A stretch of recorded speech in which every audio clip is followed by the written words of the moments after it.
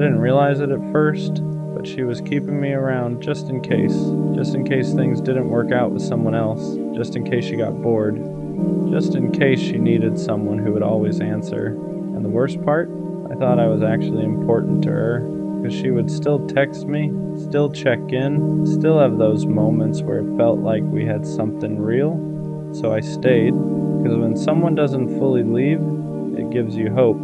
And hope is dangerous when it's built on inconsistency. There would be days where she talked to me like I was the only person that mattered, then days where it felt like I didn't exist. And every time she came back, I told myself the same thing. Maybe this time it's real, but now I see it clearly. I wasn't her priority.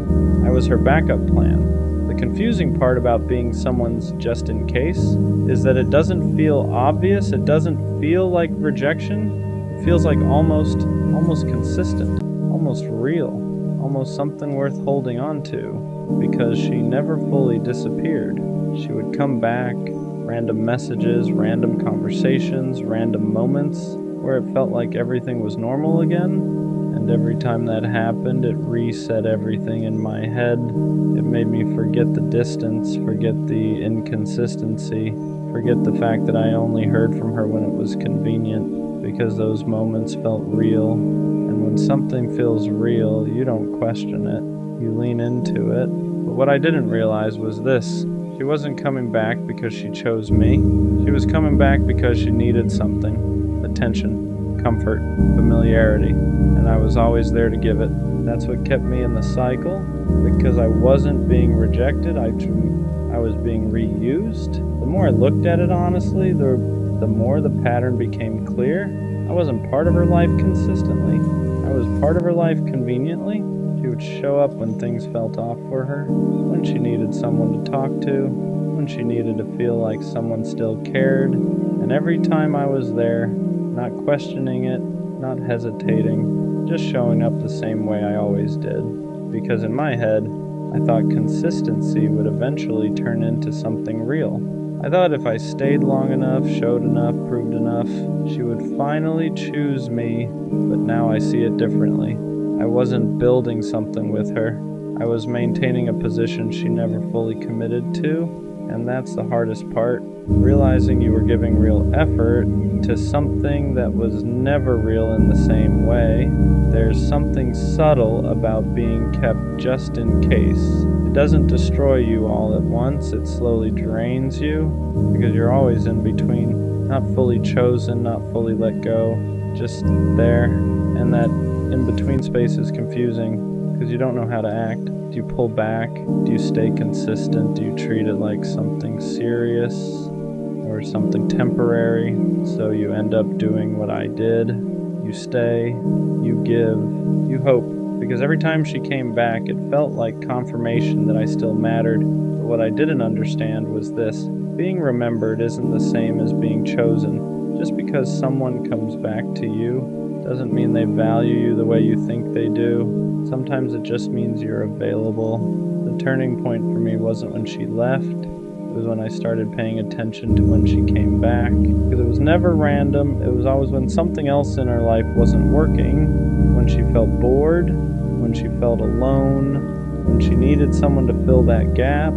That's when I would hear from her again. And at first I didn't connect those dots. I just saw it as her coming back. But once you see the pattern, you can't unsee it. You realize you're not part of her routine. You're part of her fallback. And that changes everything. Because now it's not about misunderstanding the connection. It's about understanding your position in it.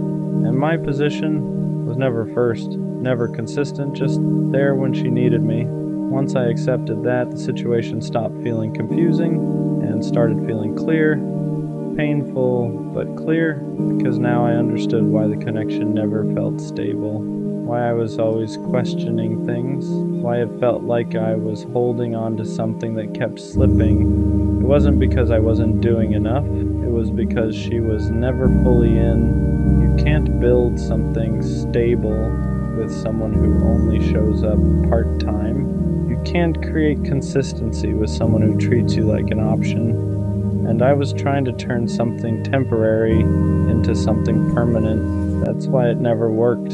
For a while I blamed myself. I thought maybe if I had pulled back sooner, maybe if I acted less available, maybe if I made her miss me more, things would have been different. But the truth is, people who see you as just in case don't suddenly turn you into a priority. They just adjust how often they come back. That's it. And once I understood that, I stopped trying to change how she saw me, because the problem wasn't what I was doing, it was how she valued me. And you can't force someone to value you correctly. That's when I had to be honest with myself. I wasn't stuck because of her. I was stuck because I kept accepting that position. I kept answering, kept showing up, kept giving her access to me whenever she decided to come back. And every time I did that, I reinforced the same thing, that I would always be there no matter how inconsistent she was. And once you allow that pattern, it becomes the expectation, not the exception.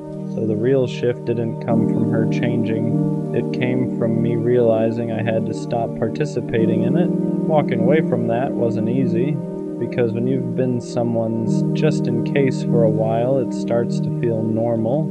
You get used to the cycle, the ups, the silence, the return. And breaking that cycle means facing something uncomfortable, that the connection you thought you had was never what you believed it was. But once you step out of it, you start seeing clearly again. You start realizing how much energy you were giving to something that wasn't giving you the same in return, and that clarity changes everything. So yeah, she kept me around just in case, and for a while I stayed because I thought being there meant something, but now I understand the difference. Being someone's option isn't the same as being someone's choice. The right person doesn't keep you on standby. They don't come and go. They don't leave you guessing about where you stand. They choose you, clearly, consistently, without hesitation. And next time, I won't stay in a position where I feel like I'm waiting to be picked, because I'm not here to be someone's just in case. I'm here to be someone's only choice.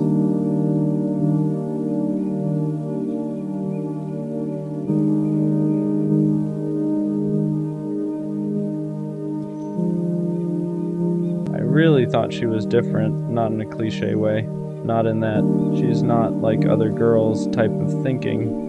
I mean, I genuinely believe she moved differently, because from the start she didn't feel like everyone else. She listened, she asked questions, she made it seem like she actually cared about what I was saying, and that's rare, especially now.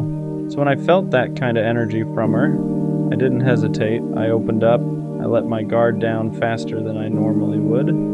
Because when you think someone is different, you stop protecting yourself the same way. You start believing this might actually be something real. And for a while, it felt like it was.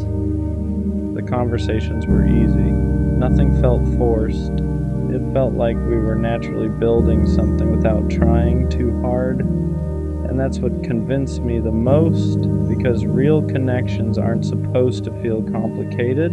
They're supposed to feel natural.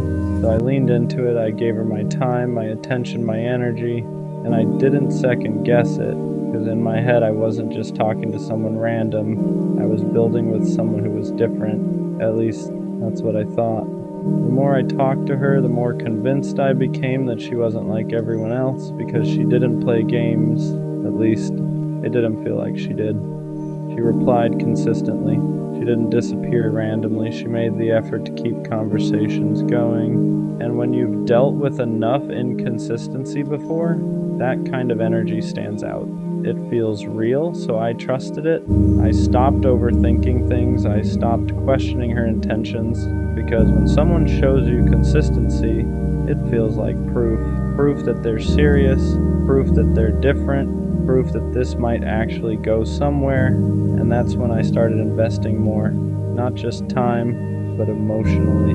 I started letting her see parts of me I don't usually show right away. The way I think, the things I've been through, the way I actually feel about certain things, because I thought she was someone who would understand it, someone who wouldn't take that lightly, and she made it seem like she didn't. She would listen, she would respond in a way that felt genuine, She made it feel like what I was saying actually mattered to her, and that's what pulled me in deeper, because attention is one thing, but understanding, that's different, or at least it's supposed to be. But what I didn't realize at the time was this: just because someone understands you doesn't mean they value you the way you think they do. That realization didn't hit me right away. At first, everything still felt real, because when someone listens to you, understands you, and responds in a way that feels genuine, it's easy to believe they care on a deeper level. And I did. I thought she saw me. Not just the surface version, but the real version. And that's not something I give out easily. For the more she showed that side of herself, the more I leaned in, the more I believed this wasn't temporary. But slowly, things started shifting. Not in a dramatic way, nothing obvious, just small changes.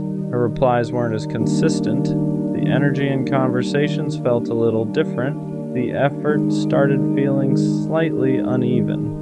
At first I ignored it, because when you believe someone is different, you don't immediately assume they're changing. You assume something else is going on. Maybe she's busy, maybe she's stressed, maybe she just needs space. So I stayed patient. I didn't pull back. I didn't question her. I just kept showing up the same way I always did.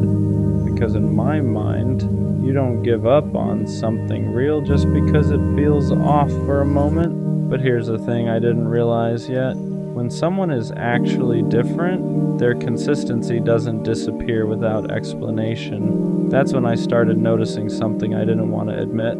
The version of her I thought was different only existed in certain moments, not consistently, because when everything was good, she showed up fully. She was present, engaged, easy to talk to, but when something shifted, even slightly, that same energy disappeared, and that's where the confusion started, because now I wasn't just dealing with inconsistency, I was dealing with contrast. One day it felt real, the next day it felt distant. And when you've seen someone at their best, it's hard to accept their worst. So instead of questioning the connection, I started chasing the version of her I thought was real.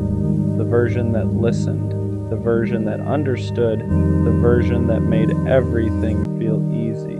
I kept telling myself, that's who she really is, and maybe sometimes it was. But here's the truth I had to face. If someone only shows up for you sometimes, that's not who they are. That's just who they are when it's convenient. And I didn't want to believe that, because admitting that meant admitting something bigger, that maybe she wasn't different. I just experienced her best moments and mistook them for her whole character. Once I accepted that the different version of her wasn't consistent, something else started becoming clear. I wasn't reacting to who she actually was. I was reacting to who I thought she was. And that's a dangerous place to be, because when you build feelings based on someone's best moments, you start ignoring their patterns. You hold on to the highs and excuse the lows. You remember how good it felt when everything clicked, and you convince yourself that version of them is the real one. So every time she pulled away, I didn't take it at face value. I told myself she'll come back to how she was. Every time the energy dropped, I didn't question it. I just stayed consistent, hoping things would reset. And sometimes they did. She would come back, the conversations would feel right again. The connection would feel easy again, and those moments would convince me all over again that she was different. But now, I understand something I didn't see back then. Those moments weren't proof of consistency, they were just temporary alignment. And temporary alignment feels real when you want something to work, but real connection doesn't come and go like that. It stays. The more I thought about it, the more I realized something I didn't want to admit. I wasn't in a stable connection. I was in a cycle of highs and lows that kept resetting my feelings every time things felt good again, because every time she came back with that same energy, the version of her that felt easy, understanding, and real, it made me forget everything that didn't make sense. It made me forget the distance, the inconsistency, the moments where I felt like I was the only one holding it together. And that's how cycles keep you stuck. They give you just enough to stay, but never enough to feel secure. And I confused that with something meaningful. I thought the fact that we could get back to that good place meant something. I thought it meant the connection was strong enough to survive anything. But now I understand something clearly. If something keeps breaking and resetting, it's not strong, it's unstable. And I was calling instability different because I didn't want to accept that it wasn't what I thought it was. At some point, I had to stop focusing on how she was in her best moments and start paying attention to how she showed up consistently, because consistency tells you the truth, not the highlights, not the good days, not the moments where everything feels perfect. Consistency. And when I looked at that honestly, the picture changed. She wasn't always there, she wasn't always present, she wasn't always giving the same energy I was. And that's when it hit me. Someone who is actually different doesn't make you feel unsure about where you stand. They don't make you question their effort. They don't make you feel like you're chasing clarity. They give you that clarity naturally, and I didn't have that. I had moments of clarity mixed with long stretches of confusion, and confusion isn't what different feels like. Once I stopped chasing the version of her I wanted, everything started making more sense, because the truth is, she didn't change. I just started seeing her clearly. She was consistent in one way. She showed up when it was easy, when the energy was good, when the conversations were light, when everything felt natural. But when things required depth, consistency, effort over time, that's when the difference showed. And that's when I had to admit something to myself. She wasn't different in the way I thought. She was just different from what I was used to at the beginning. And I held on to that version too long. For a while, that realization hurt more than anything else, because it made me feel like I misread everything, like I believed in something that wasn't actually there. But over time, I started understanding something important. I didn't imagine a connection. Those moments were real. They just weren't sustainable. And that's the difference. Something can feel real in the moment and still not be built to last. And I think that's what I experienced. Not something fake, just something temporary that I thought was permanent. So yeah, I thought she was different. And in some ways she was. She showed me a version of connection that felt real. She made it easy to open up. She made it feel like something deeper was possible. But being different at the beginning isn't the same as being consistent in the long run. And that's the lesson I had to learn, because the right person isn't just different when things are good. They're consistent when things aren't. They don't come and go. They don't leave you guessing. They don't make you question what you felt. They match it every time, so no. She wasn't the kind of different I thought she was, but now I know what real different actually looks like. And next time, I won't confuse moments for meaning. Sometimes I don't question whether I love people. I know I do. I love intentionally, I love in details. I love in the quiet ways that don't always get noticed. I remember the small things you said 3 months ago. I notice when your voice sounds slightly different. I pay attention to your moods without you having to explain them. If you're overwhelmed, I adjust. If you're distant, I check in. If you're hurting, I feel it too. So when I sit alone and that thought creeps in, am I actually loved the same way? It doesn't come from insecurity.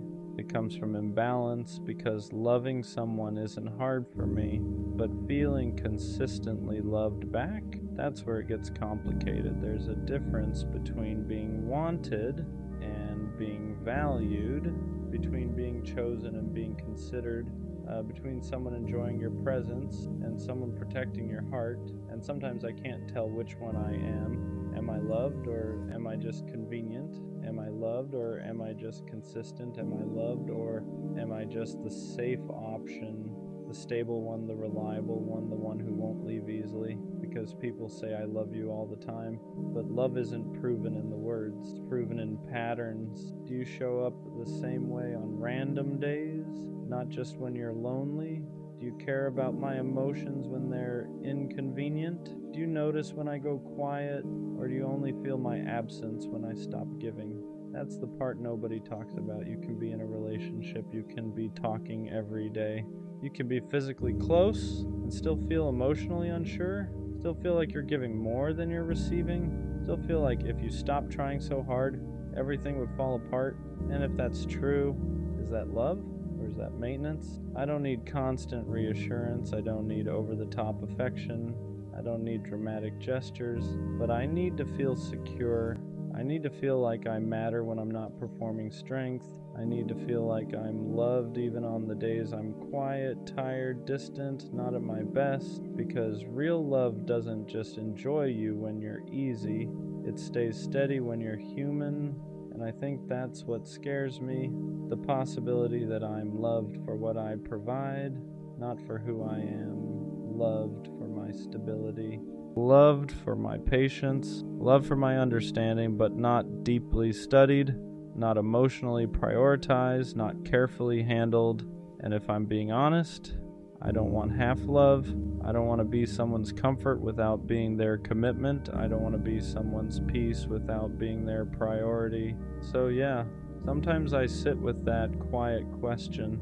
Am I actually loved, or am I just really good at loving others? The hardest part about questioning love is that it doesn't always come from obvious neglect, doesn't always come from cheating or lying or someone clearly mistreating you. Sometimes it comes from subtle absence, from emotional gaps you can't quite explain, from feeling like you're standing next to someone but not fully with them. Because love isn't just about presence, it's about engagement.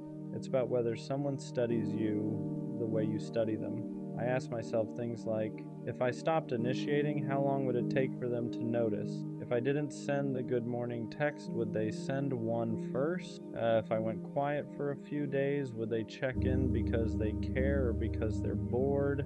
And I hate that those thoughts even exist, because when love feels secure, you don't test it in your head, you don't calculate effort, you don't keep mental score, you just exist inside it peacefully. But when love feels uneven, your brain starts tracking patterns. Who apologizes first? Who makes more time? Who adjusts more? And that's when the doubt begins. Not loud doubt, quiet doubt. The kind that sits in your chest at night. The kind that makes you reread conversations. The kind that makes you wonder if you're asking for too much or just asking the wrong person. I don't want dramatic love. I don't want obsession. I don't want someone who can't function without me. I want someone who chooses me consciously, daily, not because I'm easy, not because I'm stable, not because I don't cause problems, but because they genuinely value me, because they care about my internal world, because they don't want to risk losing me through laziness or emotional distance. That's the difference. You can love someone and still be careless. You can love someone and still take them for granted. You can love someone and still assume they'll never leave. But being loved properly, that feels intentional. It feels protected. It feels like someone is actively maintaining the connection, not just enjoying it. And sometimes I wonder, if I pulled my energy back to neutral, if I stopped overcompensating, if I loved at the same level I was receiving, would it still feel strong? Or would everything start crumbling? Because if my effort is what's holding us up, that's not love, that's imbalance disguised as loyalty, and I don't want to resent someone for something I never addressed, but I also don't want to keep shrinking just to avoid conflict. I want to feel wanted loudly enough that I don't question it silently. I want to feel secure enough that I don't rehearse conversations in my head. I want to feel chosen in a way that removes doubt instead of feeding it. Because love shouldn't feel like something you constantly measure. It should feel like something you rest inside, and until I can sit in it, without wondering if I matter the same way, I think that question will always echo softly. Am I actually loved, or am I just deeply loving? I think what makes this question heavy is that I don't doubt your feelings. I doubt your effort because feelings are invisible. Effort isn't. You can tell me you love me, you can say it in the right tone, you can even mean it. But love that isn't maintained eventually feels like memory, and I don't want to live off potential. I don't want to survive off they care, they're just bad at showing it. Because if I can show it, if I can adjust, if I can communicate clearly, why does it feel like I'm the one stretching more? That's where the exhaustion comes in. Not from loving you, from overcompensating for the space you leave. There's a specific loneliness that comes when you're the emotionally aware one. When you're the one who brings things up calmly. When you're the one who says, let's talk about it. When you're the one who makes sure small issues don't become big ones. And sometimes I wonder, if I stopped being that person, would you step into that role? Or would we slowly drift because I stopped carrying the emotional weight? That's not partnership, that's imbalance. And imbalance slowly turns love into doubt. I don't need perfection. I need reciprocity. I need to feel like if I fall apart, you won't just watch. I need to feel like if I go quiet, you'll notice. I need to feel like if I stop being strong for a moment, you won't become distant. Because love isn't just about who stays when it's easy. It's about who leans in when things feel uncomfortable. And sometimes I don't feel leaned into, I feel leaned on. And there's a difference. I don't want to be your emotional safety net without you being mine. I don't want to be the consistent one while wondering if I'm consistently valued. And maybe you do love me, but if I constantly have to question it, then something about the way it's being expressed isn't landing. Because real love doesn't eliminate all fear, but it does eliminate constant uncertainty. It doesn't make you feel like you're negotiating your worth. It makes you feel secure enough to stop asking yourself if you matter. And until I can sit in this without quietly measuring effort, without wondering if I'm too much, without shrinking my needs to maintain peace, that question will stay in the back of my mind. Am I actually loved, or am I just deeply convenient? I think the real fear isn't that you don't love me, it's that you love me comfortably. There's a difference. Comfortable love is quiet. It assumes. It relaxes a little too much. It stops trying as hard because it believes I'm not going anywhere. And maybe I won't, but that doesn't mean I don't notice the shift. In the beginning, effort feels automatic. You call just to hear my voice. You ask questions and actually wait for the answers. You care about how my day went, not just what happened. But once things feel stable, do you still pursue me? Do you still choose me loudly? Do you still protect the connection like it could be lost? Or do you just exist in it? Because love that stops being intentional slowly starts feeling optional. And I don't want to feel optional in someone's life. I don't want to be the person you assume will always understand, the person you assume won't leave, the person you assume doesn't need reassurance, because the strong ones still need softness, the independent ones still need consistency, the calm ones still need effort, and sometimes I think people forget that. They mistake my patience for infinite tolerance. They mistake my understanding for emotional immunity. They mistake my loyalty for permanence. But even loyal people get tired. Even understanding people feel hurt. Even calm people question things when the effort changes. I don't want to be loved lazily. I don't want to be loved based on convenience. I want to be loved actively. I want someone who doesn't just assume I know they care, but make sure I feel it. Someone who doesn't just stay, but stays with intention. Because here's the truth, if I ever stopped trying the way I do now, would you fight for this the same way? If I ever pulled my energy back to neutral, would you step up or would you get distant? That question alone tells me a lot. Love shouldn't feel like something I'm maintaining by myself. It shouldn't feel like if I relax for a second, everything will slowly fade.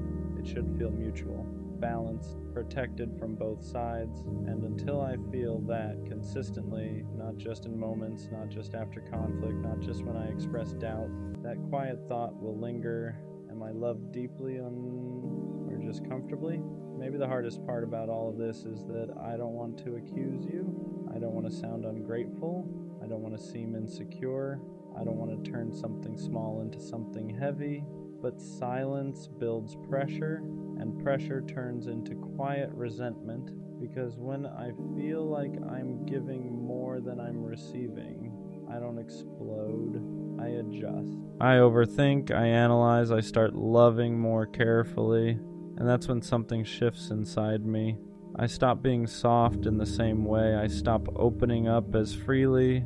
I stop expressing needs because I don't want to feel like a burden. And you probably wouldn't even notice at first, because I don't change loudly, I change subtly. And that's the scary part, because once I start protecting myself emotionally, I don't fully come back the same. I don't want to have to guard my heart with someone who says they love me. I don't want to measure my words. I don't want to calculate how much reassurance I can ask for without seeming too much. I want to exist freely, but freedom only comes when love feels secure, not intense, not obsessive, secure. The kind of secure where I don't have to question your effort after a disagreement. The kind of secure where your consistency doesn't depend on my mood. The kind of secure where I don't feel like I have to earn softness from you, because love shouldn't feel conditional. It shouldn't spike when I'm easy to love and dip when I need extra understanding. And sometimes I ask myself something deeper. If I disappeared tomorrow, would you miss me because you love me, or because you lost something that benefited you? Would you miss my heart, or just my stability? Would you miss the way I cared, or just the fact that I cared consistently? That difference matters more than people realize, because I don't want to be someone's comfort zone if I'm not also their conscious choice. I don't want to be someone's safe option if I'm not also their priority. And I don't want to keep pouring into something where I feel like I'm the emotional backbone. Love should feel like two people holding it up, not one person carrying it quietly. And until I feel that weight shared, I'll keep asking myself softly, am I actually loved, or am I just deeply dependable? I think what I've realized is this: if I constantly have to ask myself whether I'm loved, then something inside me doesn't feel safe, because real love doesn't require constant decoding.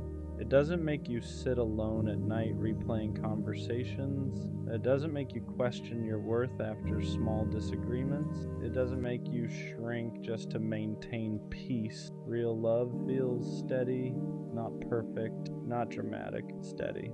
It feels like someone who chooses you, even when you're not at your best. It feels like someone who reassures without being forced. It feels like someone who protects your heart, like it's their responsibility too. And maybe you do love me, but if your love makes me anxious, if it makes me overanalyze, if it makes me feel like I'm asking for too much when I ask for consistency, then it's not landing the way love should, because love shouldn't make you question your value. It should reinforce it.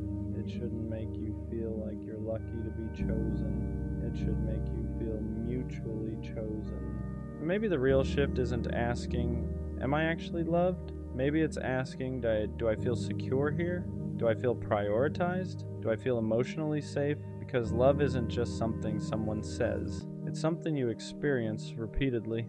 It's in the tone, the effort, the consistency after comfort sets in, the way someone handles you when you're difficult, not just when you're easy.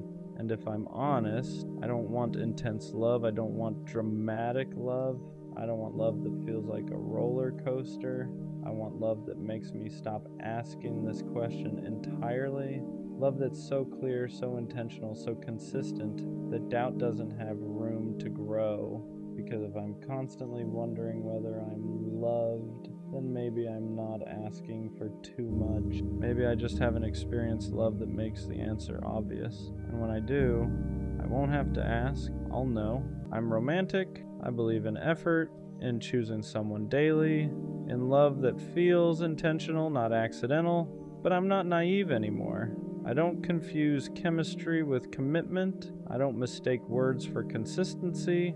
I don't fall in love with potential and ignore reality to protect the fantasy. That version of me is gone. Being romantic doesn't mean I overlook red flags. It doesn't mean I excuse disrespect. It doesn't mean I stay just because I feel deeply. It means I love with awareness now.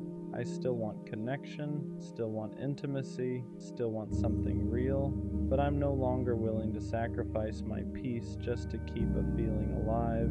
I know the difference now between someone who feels good and someone who is good for me. I know the difference between affection and effort, between attention and intention, and I don't chase illusions anymore. I won't romanticize someone who can't show up consistently. I won't soften the truth to protect a story I wanted to believe in. I can be tender and still have boundaries, hopeful and still realistic. Romantic doesn't mean blind. It means I care deeply, but I pay attention. And this time I don't fall in love at the expense of myself.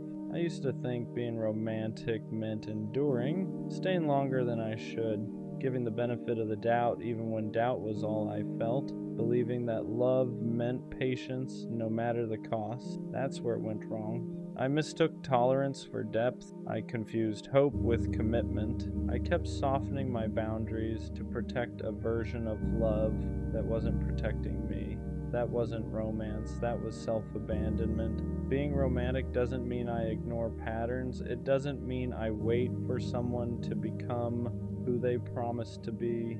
It means I listen when actions contradict words. It means I leave when effort fades. It means I don't negotiate respect just to keep a connection alive. I still believe in love that's big, in feelings that are deep, in choosing someone with intention. But now, romance has standards. I won't pour into uncertainty. I won't romanticize inconsistency. I won't stay where I feel anxious and call it passion. Romantic love should feel safe enough to be honest, stable enough to be real, mutual enough to last, and if it isn't, I don't try to fix it anymore. Because I can be romantic without being reckless with my heart. Being romantic but not naive changes how you choose people from the very beginning.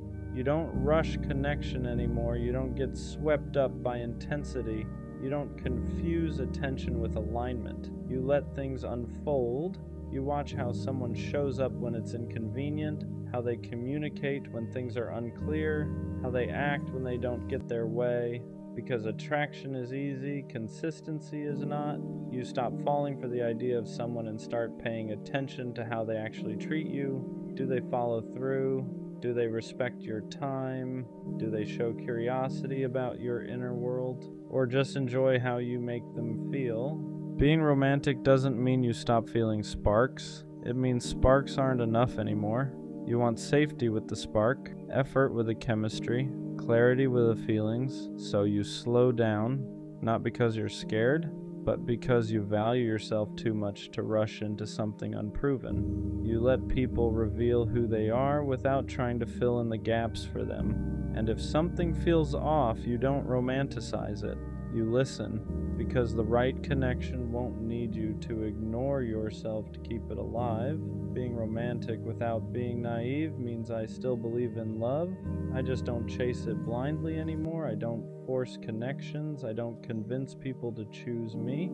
I don't stay where effort feels one-sided and call it patience. I let love meet me where I am. If someone wants me, I won't have to guess. If someone cares, I won't have to ask repeatedly. If something is real, it won't require me to ignore my instincts. I still believe in late night talks, in choosing each other, in building something meaningful, but I don't sacrifice clarity for intensity anymore. I've learned that love isn't proven by how much you're willing to endure. It's proven by how safe you feel being yourself without shrinking, performing, or waiting. So now I don't rush toward feelings just because they're strong. I let actions catch up to words. I let time reveal truth. I let consistency do the convincing. And if someone can't meet me there, I don't make it mean love is dead. I just understand that not every connection is meant to last. I can still be soft, still hopeful, still romantic. I'm just no longer willing to lose myself for the sake of a feeling. Being romantic, not naive, changed what I tolerate. I don't excuse inconsistency anymore. I don't sit with confusion and call it giving things time. I don't ignore the feeling that something is off just because I want it to work. Before, I'd stay and explain. I'd adjust. I'd wait. Now, I observe.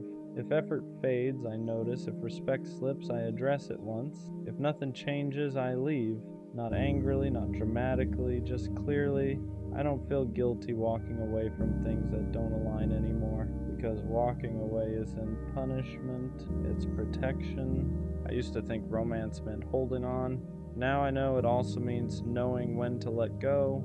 I still care deeply, still feel intensely, still believe in choosing someone with intention, but I won't romanticize potential at the expense of reality.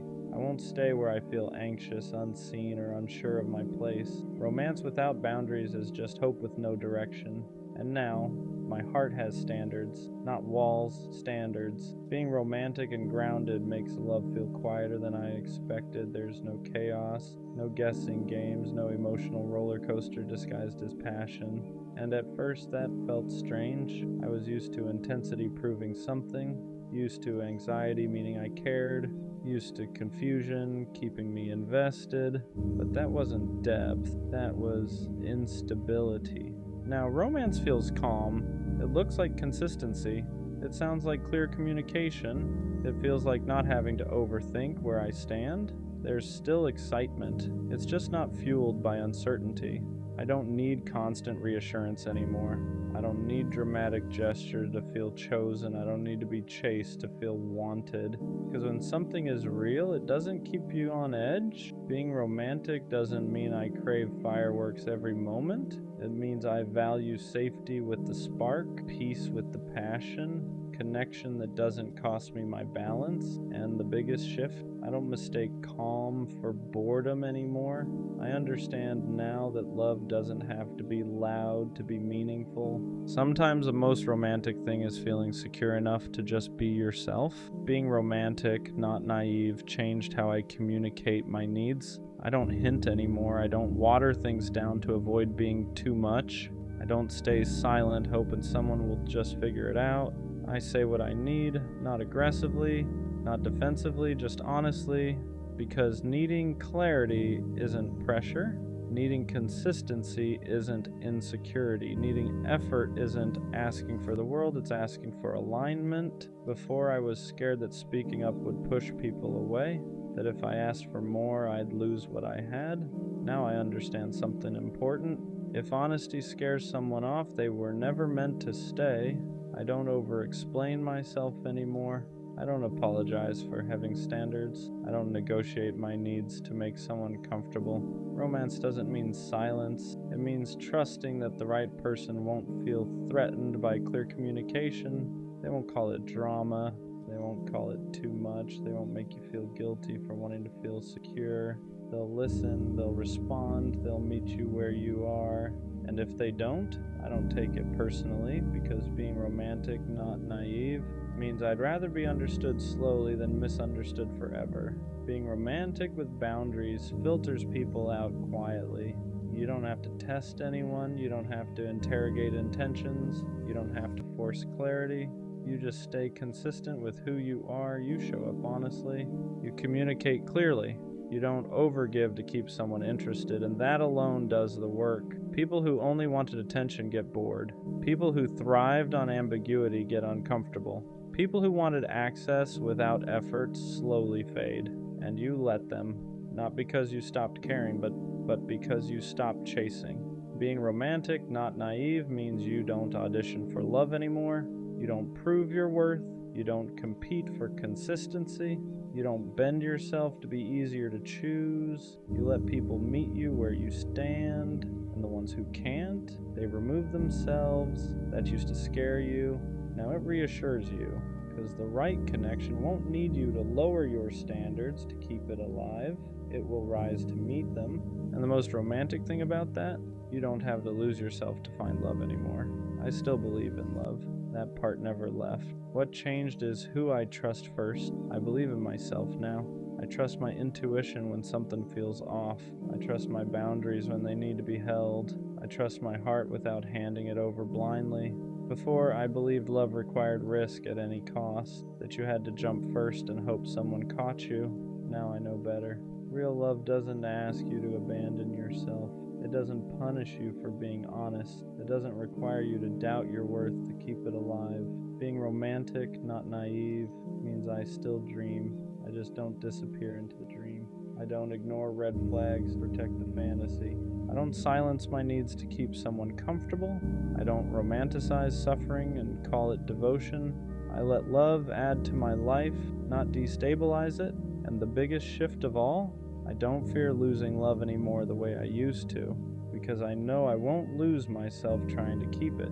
That confidence didn't come from love finding me. It came from me finally standing with myself. Being romantic, not naive, means I didn't lose my softness. I refined it.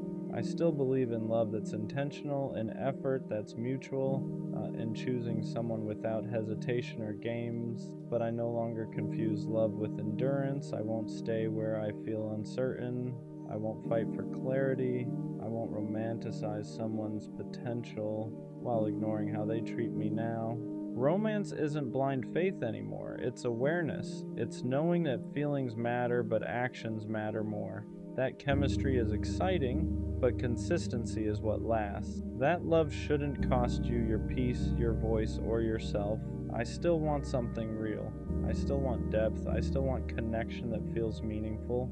I just won't abandon myself to get it.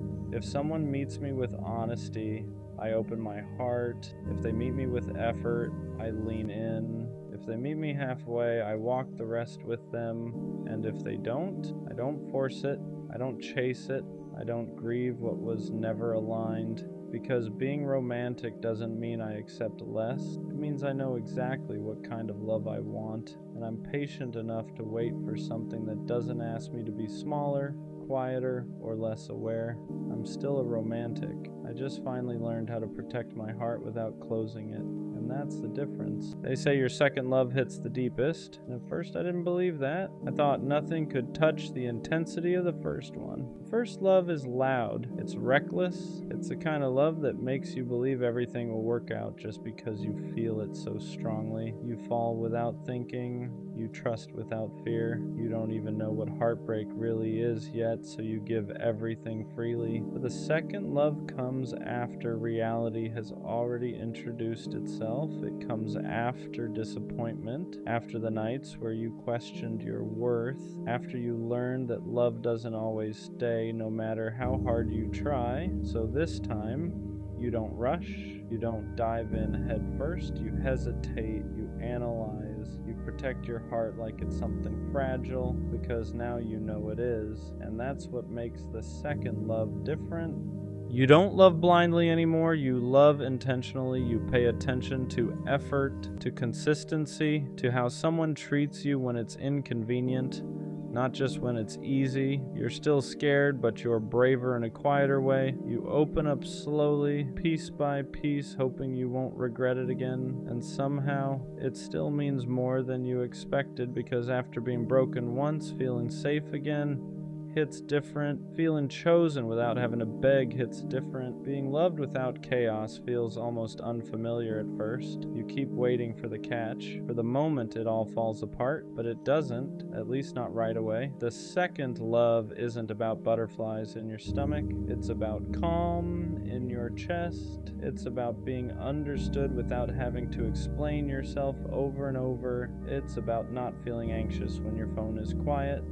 It's about knowing where you stand. It's about realizing that love doesn't have to hurt to be real. And even if the second love doesn't last forever, it leaves a different kind of mark. It teaches you what love is supposed to feel like. It shows you that you can love deeply without losing yourself, that you can stay soft without being naive, that healing doesn't mean closing your heart, it means choosing better. Your first love changes you, but your second love reminds you why you didn't give up on love in the first place. And that's why it hurts deeper, because this time you knew what you were risking and you loved anyway. What people don't tell you is that the second love doesn't just affect your heart, it reshapes the way you see everything. You're not the same person you were the first time you fell in love. You're more aware now, more cautious.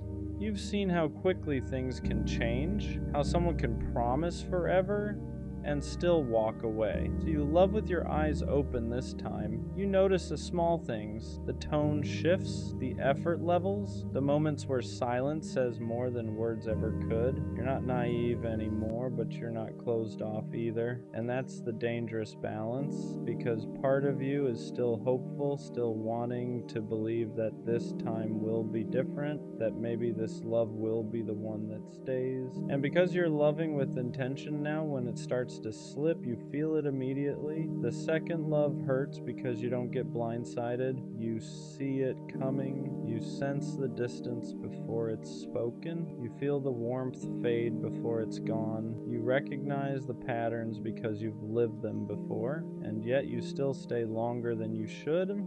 Not because you're desperate, but because you understand love better now. You know relationships aren't perfect. You know people struggle. You try to be patient. You try to communicate. You try to fix instead of flee. That's what makes it cut deeper when it ends. Because you didn't love blindly. You loved consciously. You loved knowing the risk. The second love doesn't shatter you the way the first one does. It doesn't leave you confused about what went wrong. Instead, it leaves you quietly exhausted. You don't cry as loudly. You don't fall apart as dramatically. You just sit with this heavy realization that sometimes, even when you do things the right way, love can still end. And that's a different kind of pain. It's the pain of knowing you grew, healed, and tried again, and still didn't get the ending you hoped for. But it's also the pain that proves how strong you've become, because even after everything, you are still capable of opening your heart again. That matters more than you think. The second love stays with you in quieter ways, not as chaos, not as obsession, but as reflection. It makes you look at yourself differently, at the way you love, at the boundaries you set, at the parts of you that grew stronger and the parts that are still tender. You don't replay every moment wondering what you did wrong like the first time. Instead, you replay moments wondering how something that felt so healthy could still slip through your fingers, and that's when it hits you. Love isn't a guarantee. Effort doesn't come with insurance. Doing your best doesn't mean you'll always get to keep what you care about. That realization hurts, but it also matures you. You stop romanticizing pain. You stop thinking love has to be hard to be meaningful. You stop chasing people who can't meet you where you are. The second love teaches you discernment. It teaches you that chemistry isn't enough, that timing matters, that two good people can still be wrong for each other in that moment of life. And accepting that is one of the hardest lessons there is. You don't come out of it bitter, at least not if you're honest with yourself. You come out clearer. You know what you want now, what you won't tolerate, what you deserve without needing to explain it to anyone. And even though it didn't last, it didn't fail, it served its purpose. It showed you that love can feel safe, that connection can be calm, that you don't have to lose yourself to be close to someone. The second love doesn't destroy your belief in love, it refines it. It strips away the fantasy and leaves you with truth. And truth, even when it hurts, is always better than illusion. Because now, when love comes again, and it will, you won't be chasing it, you'll be choosing it. What makes the second love linger is how close it came to being right. It wasn't reckless. It wasn't built on illusion. It felt grounded, like something you could grow into, instead of something you were chasing. And that's why letting it go feels so unfair. You did the work this time. You showed up differently. You loved with awareness, and still it slipped away. That's the part nobody prepares you for. You start asking quieter questions. Not why wasn't I enough, but why wasn't this the right time? You realize that love isn't just about effort or intention. It's also about alignment. About two people being ready in the same season of life. And sometimes, no matter how real it feels, the timing just isn't there. The second love teaches you that endings don't always come from betrayal or lack of care. Sometimes they come from growth pulling people in different directions. From life demanding things one person is ready to give and the other isn't yet. And that kind of ending hurts because there's no villain to blame. You don't leave angry, you leave understanding, and that understanding weighs heavy. But here's the quiet truth. The second love doesn't close your heart, it strengthens it. It proves you're capable of loving again without losing yourself. It shows you that healing worked, that you didn't harden, that you didn't shut down. You took the risk again, knowing how badly it could hurt, and that courage matters because love isn't measured by how long it lasts. It's measured by how honestly it's given, and the second love is often the most honest version of you. Not perfect, not fearless, but real, and that's something no ending can take away. The second love changes how you carry yourself afterward. You don't walk away shattered, but you don't walk away untouched either. There's a quiet shift in you. You become softer in some places, stronger in others. You learn how to sit with loss without letting it turn into bitterness, and that balance takes time. You notice how you move differently now. You're slower to give access to your heart, but not closed. You're more honest about what you need, even if it risks someone leaving. You no longer stay silent just to keep the peace, because the second love taught you that losing yourself slowly is worse than losing someone quickly. You also learn that closure doesn't always come from a conversation. Sometimes it comes from acceptance, from realizing that you gave what you could with what you knew at the time, that both of you tried in the ways you knew how, and that an ending doesn't erase the good that existed. The memories don't hurt the same way anymore. They don't stab, they ache, and even that ache becomes familiar, manageable. It reminds you that you once felt safe with someone, and that means you can feel that way again. Maybe not with them, but with someone else someday. The second love doesn't leave you afraid to love again. It leaves you prepared. You know what to look for now. You know the difference between attention and effort, between chemistry and compatibility, between wanting someone and being ready to build with them. And when love finds you again, because it will, you won't be chasing the feeling. You'll be recognizing calm, mutual, grounded, something that doesn't ask you to prove your worth or question your place. That's the quiet gift of the second love. It doesn't stay forever, but it stays with you in the way you love next. There's a moment after the second love ends where you realize you're not angry anymore. Not at them, not even at yourself. You're just tired. Tired in a way that only comes from caring deeply and trying your best. And that tiredness forces you to slow down and actually listen to yourself. You start asking different questions now. Not, how do I get them back? But why did I stay when I felt myself shrinking? You become more aware of the moments you ignored your intuition, the times your body knew before your heart was ready to admit it. And instead of beating yourself up for it, you start forgiving yourself for being human.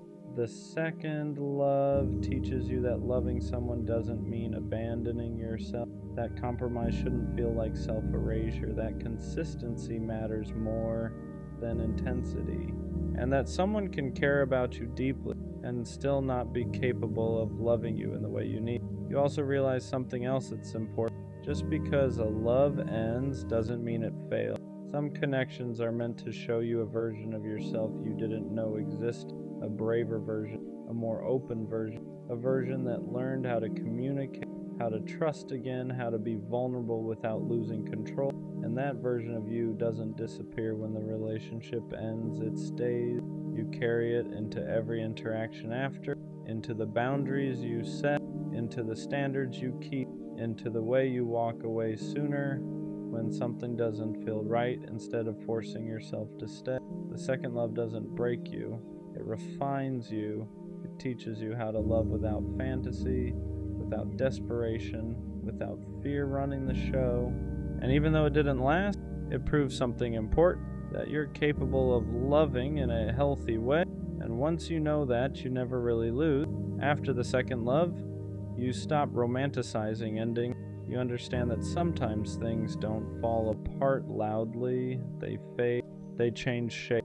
They quietly reach a point where staying would mean forcing something that's no longer aligned, and accepting that takes more strength than holding on ever did. You learn how to grieve without dramatizing.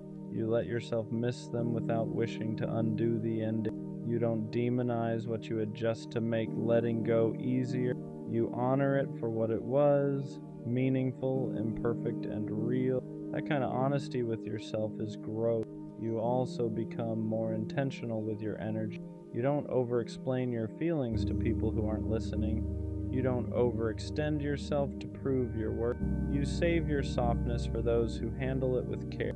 because the second love taught you how valuable that softness actually is, and slowly, without forcing it, you start to feel whole again. Not because someone replaced them, but because you learned how to stand on your own with everything you gained from loving. You realize that love didn't take anything from you. It gave you clarity, depth, emotional intelligence you didn't have before. The second love doesn't leave you empty, it leaves you wiser. You understand now that love isn't about avoiding pain, it's about choosing something real, knowing it could hurt, and still showing up with honesty. And when you're able to do that without losing yourself, that's when love becomes something powerful instead of fragile. You're not the same person you were before them. You're better prepared for what comes next.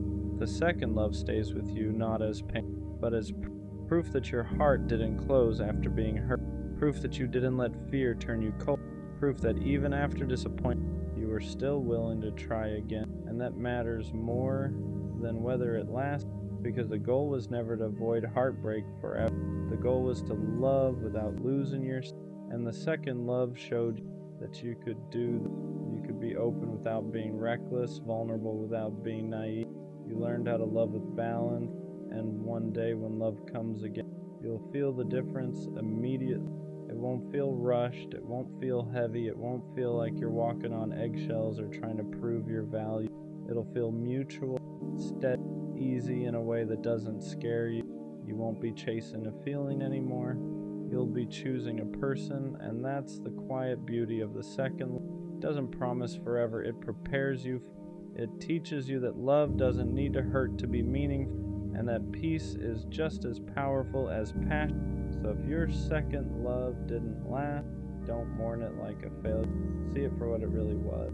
A turning point, a lesson, a reminder that your heart is still capable of real connection. The first love opens your heart. The second love teaches it how to stay open. And whatever comes next, you'll be ready. She chose him over me. And the crazy part is, it didn't happen in one moment. It happened slowly. At first it was small things. Her replies got shorter. Her attention started drifting. The way she used to look at me started changing. Not dramatically, just enough that something felt off. But when you love someone, you don't immediately assume the worst. You assume they're stressed, busy, tired. You give them the benefit of the doubt. So I stayed patient, I stayed consistent. I kept showing up the same way I always did, because when I commit to someone, I don't suddenly change just because things get complicated. But what I didn't realize at the time was this: while I was trying to hold the relationship together, someone else was slowly stepping into it, not all at once. Just little by little, more conversations, more attention, more curiosity. And attention is powerful, because attention turns into interest. Interest turns into emotional space, and emotional space turns into attachment. By the time I realized what was happening, it was already too late, because she didn't just choose him in a moment. She chose him through 100 small decisions. Every time she answered his message faster than mine. Every time she gave him the version of her that used to be mine. Every time she let his presence grow while mine slowly shrank. And the hardest part, I wasn't competing in a fair race, because I didn't even know there was a race. I thought we were building something together, but she was quietly deciding between two directions, and eventually, she chose his. Not because I didn't care, not because I didn't try, but because somewhere along the way my presence became familiar, and his attention felt new. And novelty is powerful when someone isn't fully anchored anymore. So one day it became official, not dramatic, not explosive, just final. She chose him, and suddenly I went from being the person she talked to every day to someone watching from a distance, and that's a strange feeling. To realize that someone who once chose you completely can eventually choose someone else instead. The part people don't talk about when someone chooses someone else is the confusion. Not just the pain, the confusion, because your mind starts replaying everything, every conversation, every memory, every moment that felt real, and you start asking questions that don't have clear answers. Was she already talking to him while she was telling me she loved me? Did Did she start losing feelings months before I noticed? Was I fighting for something that had already quietly ended? Because when someone chooses another person, it doesn't just break your heart, it rewrites your memories. You start looking back at moments that once felt normal and wondering if they meant something else. That night she seemed distant. That time she smiled at her phone. That random argument that came out of nowhere. At the time, none of it seemed like a big deal, but after she chose him, everything starts connecting in ways you wish it didn't, and suddenly it feels like you were the last person to realize the relationship was already changing. That's the hardest part, feeling like you were still building something while the other person was slowly detaching from it, because while I was trying to fix things, she was deciding between two futures, one with me and one without me, and eventually she picked the one that didn't include me, and I'm not gonna lie, that hits your ego. It makes you question your value. You start comparing yourself to someone you've never even met. What does he have that I don't? Is he more exciting, more confident, more interesting? Did she get bored of me? Did I become too predictable? Your mind searches for reasons because your heart needs an explanation. But sometimes the truth is uncomfortable. Sometimes people don't leave because you weren't enough. Sometimes they leave because someone new made them feel something different. And different can be powerful when someone isn't fully grounded in what they already have. Because new attention feels exciting. New conversations feel fresh. New people don't carry the history of arguments or mistakes. And that freshness can create the illusion of something better.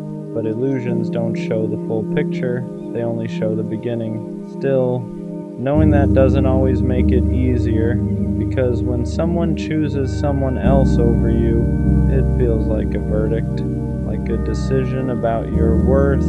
But the reality is this: it wasn't a competition about who was better, it was a decision about who she felt more drawn to at that moment. And attraction, timing, and emotion are messy things. They don't always follow logic. So yeah, she chose him, and for a while that felt like proof that I lost. But over time I started realizing something important. Just because someone chooses a different path doesn't mean you weren't valuable. Sometimes it just means they weren't meant to stay on yours. The hardest part about her choosing him wasn't just losing her. It was realizing I couldn't compete with something I never saw coming because I was focused on us. I wasn't looking around for other options. I wasn't measuring her against someone new. I wasn't wondering if someone else could replace her. I was invested fully. So when I found out she chose him, it felt like the ground shifted under something I thought was stable. And stability is something you don't question until it disappears. When things feel secure, you stop worrying about losing them. You assume the foundation is strong, but sometimes what feels strong to you is already cracking for someone else. And the scary part is you don't always see those cracks when they start forming, because they don't begin as huge problems. They begin quietly. Less excitement in conversations, less curiosity about your day, less emotional presence, tiny changes that seem harmless at first, but those small shifts slowly create emotional distance, and distance creates space, and space is where someone new can enter. I didn't realize how much space had formed between us until someone else filled it, and by the time I noticed, the emotional balance had already shifted, because attention changes people. When someone new shows interest, it creates a different kind of energy. New validation, new curiosity, new excitement. And if someone isn't fully anchored in what they already have, that new energy can start pulling them away. That's the part nobody warns you about. Sometimes relationships don't end because something terrible happened. Sometimes they end because someone new arrived at the wrong time. And suddenly, what felt comfortable starts feeling routine. What felt stable starts feeling predictable, and predictability can feel boring to someone chasing excitement. But what hurts the most is realizing this: I never got the chance to compete fairly because I wasn't competing at all. I thought I was building something solid, while she was slowly deciding whether she still wanted it. And once someone starts questioning the connection, everything changes. Their energy changes, their priorities shift, their attention moves, and eventually their choice becomes clear. She chose him, and I was left trying to understand how something that once felt mutual could suddenly feel one-sided. After she chose him, something strange happened inside my head. At first it was anger, not loud anger, not the kind where you yell or send messages you regret, the quiet kind, the kind that makes you stare at the ceiling at night wondering how everything changed so fast. Because when someone chooses someone else over you, it feels like a judgment, like a decision about your value, and that's where your mind goes first. You start comparing yourself to someone you've never even met. Is he better than me? Does he make her laugh more? Does he understand her in ways I couldn't? Did she see something in him that she stopped seeing in me?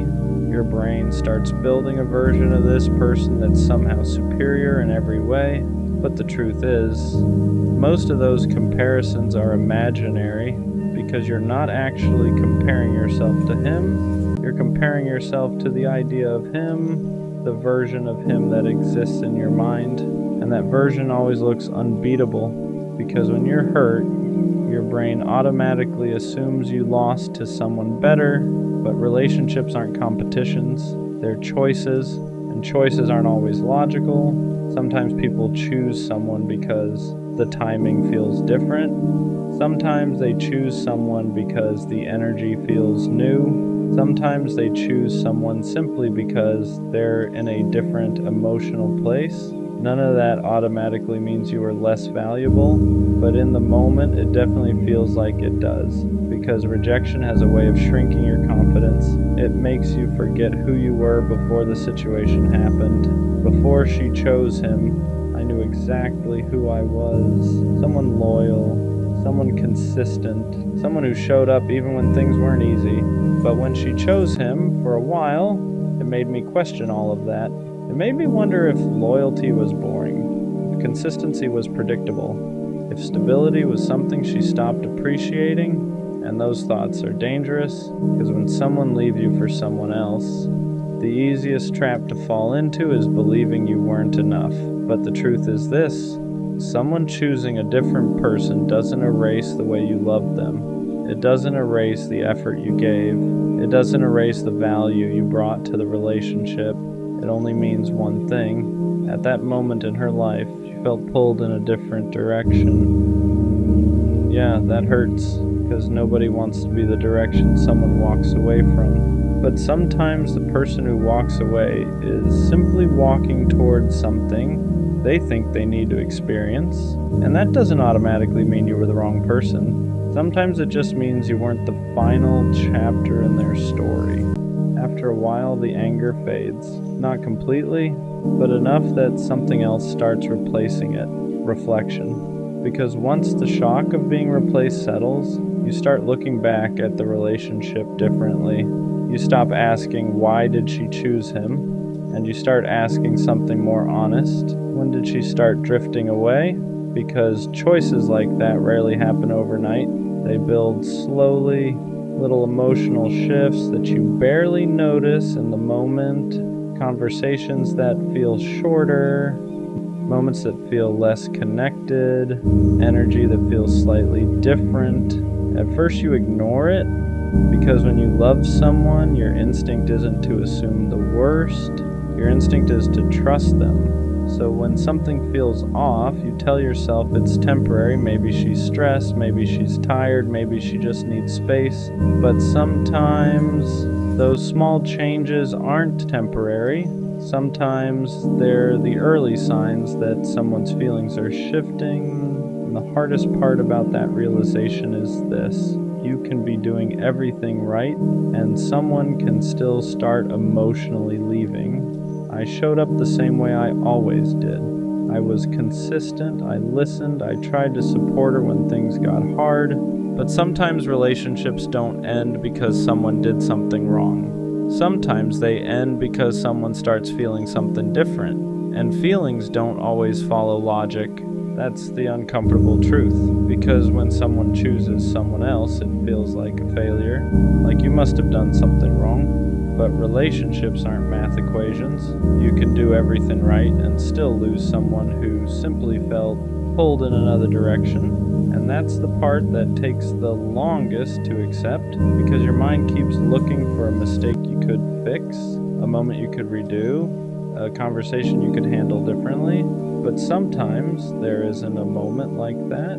Sometimes someone simply grows into a different version of themselves, and that version chooses a different path. And yeah, that realization hurts, because it means you can't undo it. You can't argue someone back into choosing you. You can't compete for someone who already decided once someone makes that choice. The only thing left for you to do is face the reality of it. She chose him. And for a while that felt like the end of my story, but eventually I realized something important. It was just the end of that chapter. After enough time passes, the pain starts changing shape. It's still there, but it's quieter. Not because what happened didn't matter, but because you slowly start seeing the situation from a different angle. At first, when she chose him, it felt like I lost. Like I had been replaced, like everything I gave somehow wasn't enough to make her stay. But the longer I sat with that feeling, the more I started realizing something important. Being chosen isn't something you can force. No amount of effort can make someone choose you if their heart is leaning somewhere else. And that's a hard truth to accept, because when you love someone, you want to believe effort is enough. You want to believe loyalty matters. You want to believe consistency will eventually win. But sometimes the person you're giving all of that to is already drifting emotionally. And when someone's heart starts drifting, effort doesn't pull them back the way you hope it will. It just delays the inevitable. Looking back now, I started noticing things I didn't fully understand at the time. Moments where she felt distant. Moments where the connection felt slightly different.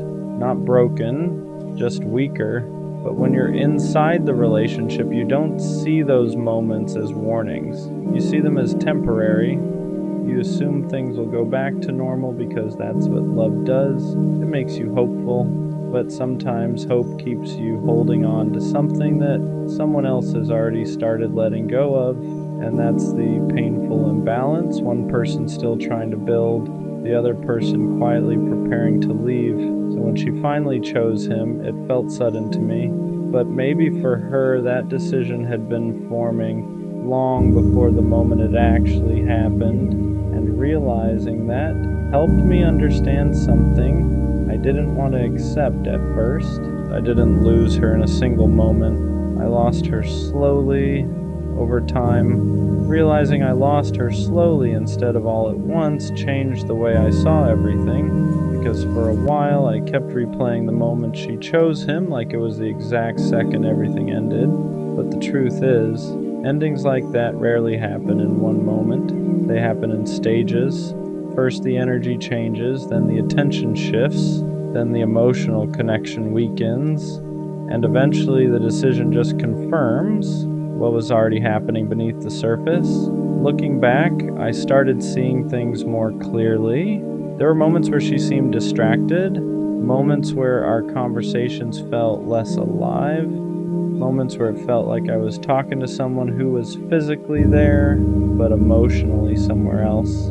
At the time, I didn't question it too much, because when you trust someone, you don't immediately assume they're drifting away. You assume things will stabilize again. You assume whatever feels off is temporary. But sometimes those moments aren't temporary.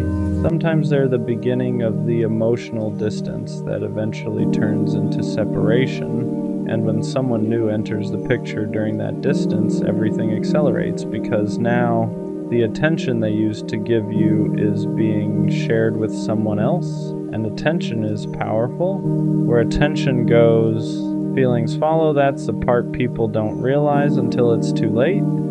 Relationships don't only end because of arguments or big betrayals.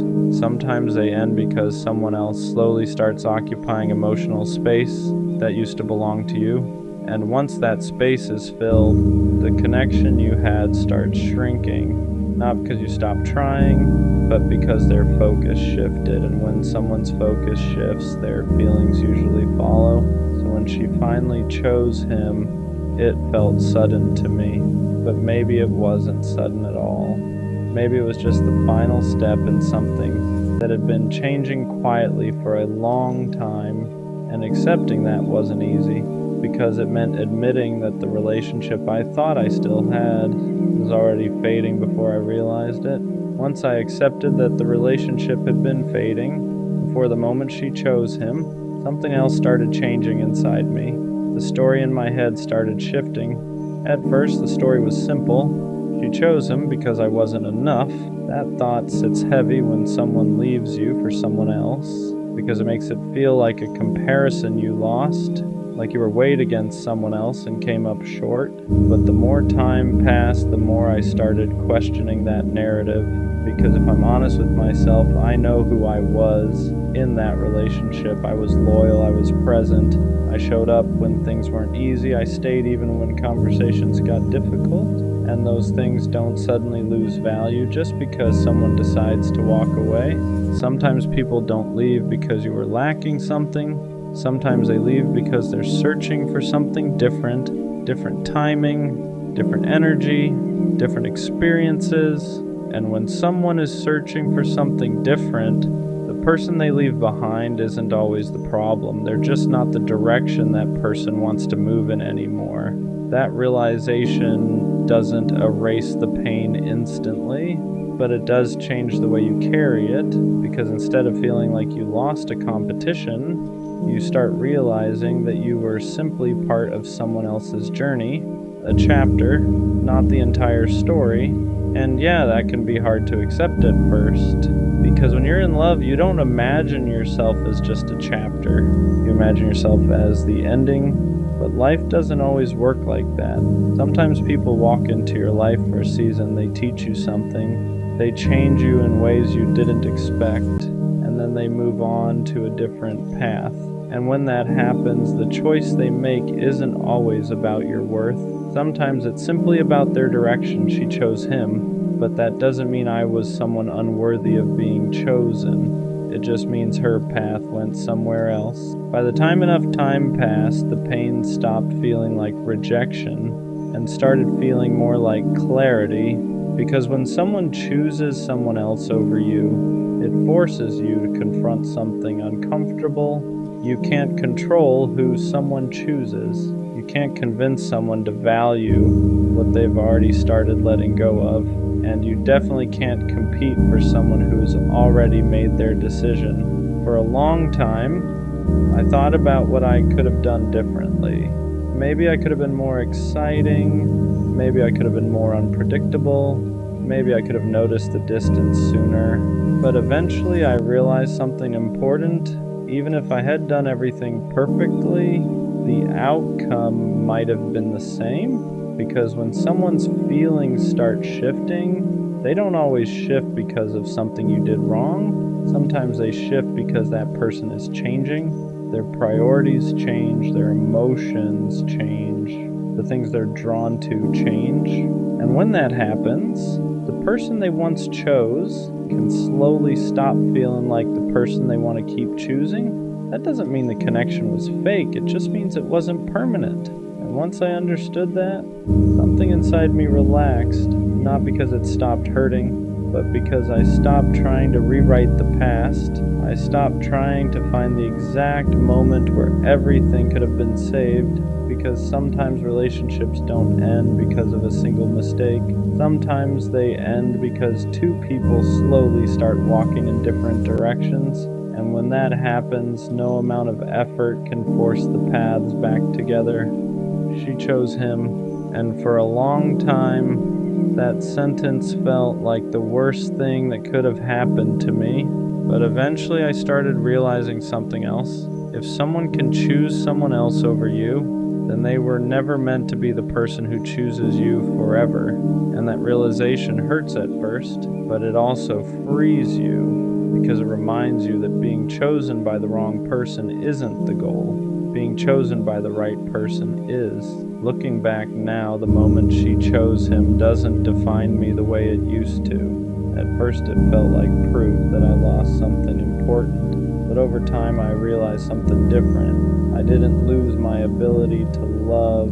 I didn't lose my loyalty. I didn't lose the way I show up for people when I care about them. Those things didn't disappear just because one person decided to walk away. The only thing that changed was the direction my life was moving in.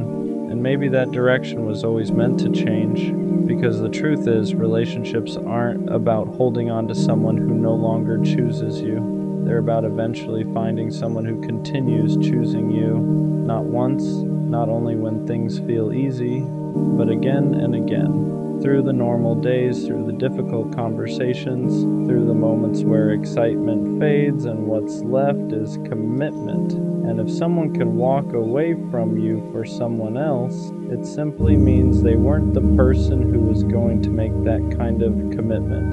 She chose him, and that used to feel like the end of my story. Now it just feels like a moment that redirected it, because one day someone else will choose me, and when they do, it won't feel like a competition, it'll feel like certainty.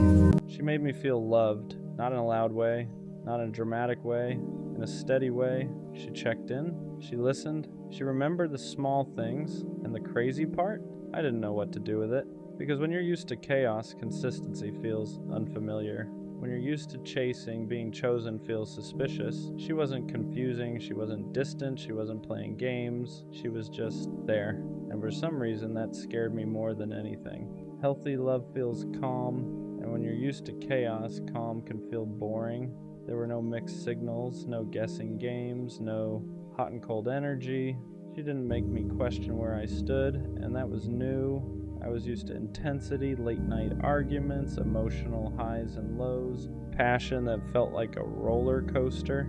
With her, it was steady, and instead of relaxing into it, I started looking for something wrong. Because when you've been conditioned to associate love with anxiety, peace feels unfamiliar. You mistake stability for a lack of spark, consistency for predictability, security for missing something. But the truth, nothing was missing. I just didn't know how to receive love that didn't hurt first. Sometimes we don't sabotage love because we don't care. We sabotage it because we don't feel worthy of it. She showed up consistently, she communicated clearly, she didn't make me chase, and instead of feeling grateful, I felt exposed, because when someone loves you properly, they see you, not just the confident version, not just the charming version, the insecure parts too, the guarded parts, the parts that still haven't healed. And when you don't fully love yourself, being loved deeply feels uncomfortable. You start thinking, what if she realizes I'm not as solid as I seem? What if she expects more than I can give? What if I mess this up? So you create distance first, you act unsure, you slow down, you convince yourself the timing isn't right, not because she wasn't enough, but because you didn't feel like you were. I told myself it wasn't the right time, that I needed to focus on myself, that I wasn't in the right headspace, that something felt off, but if I'm being honest, nothing was off. I was just scared of being responsible for something real. Scared of being consistent, scared of not being able to hide behind confusion anymore. Because when someone loves you right, there's no chaos to blame, no mixed signals to point at, no drama to distract you. It's just clarity, and clarity means accountability. I couldn't say she didn't show up, she did. I couldn't say she wasn't serious, she was. So the only thing left to question was myself, and that's harder than walking away. You don't always realize what you had while you have it. Sometimes you realize it in the silence after, when the good morning texts stop, when the consistency disappears, when the calm you once questioned is suddenly gone. And that's when it hits. She wasn't boring, she was safe, she wasn't too available, she was intentional. She wasn't lacking spark, she just wasn't chaos. I confused stability with something missing because I was addicted to intensity. And now that it's quiet, I see it clearly. She wasn't asking for too much. She was offering exactly what I claimed I wanted, and the hardest part is realizing she didn't leave because she didn't care. She left because I hesitated. Growth doesn't always happen while you're in something good. Sometimes it happens after you lose it, after the silence, after the distance, after you sit alone with no one to blame but yourself. That's when reflection hits differently. You replay conversations, moments you brushed off, times she asked for reassurance and you gave her half answers, not because you didn't care, but because you weren't mature enough yet to handle something healthy. And the painful part, you finally become the version of yourself that she needed, clearer, more emotionally aware, more ready, but she's not there anymore. And that's the lesson. Sometimes the right person meets you at the wrong version of yourself, and losing them is what forces you to grow. Now the question is different. Do I reach back out, or do I let her have the peace I couldn't give her before because missing someone isn't the same as being ready for them? Regret can feel like growth, loneliness can feel like clarity, but are you actually different, or do you just miss how she made you feel? That's the part nobody talks about. It's easy to want someone back when you finally understand their value. It's harder to admit you might still not be the version they deserve. Reaching out isn't about easing your guilt. It's about being certain you won't repeat the same pattern. Because if she loved you right once, she deserves someone who can love her right back. And if that's finally you, then show up differently. If it's not, let her be loved properly by someone who was ready the first time. Being ready isn't about having your life perfect. It's about emotional responsibility. It's about being able to communicate without shutting down, being consistent without feeling trapped, being vulnerable without running when it gets real. I thought being ready meant having money right, career right, timing right, but she didn't need perfection. She needed presence. She needed reassurance without having to beg for it. She needed clarity without having to decode it. She needed someone who didn't confuse peace with boredom. And the truth, I wasn't emotionally disciplined enough. I like being loved, but I wasn't ready to love back at the same level. And that's the difference. Being ready means you don't just enjoy the love, you reciprocate it fully. Was losing her a mistake, or was it a lesson I had to learn the hard way? At first it felt like a mistake, like I let something rare slip through my hands, like I fumbled the one person who actually showed up right. But the more I sat with it, the more I realized something.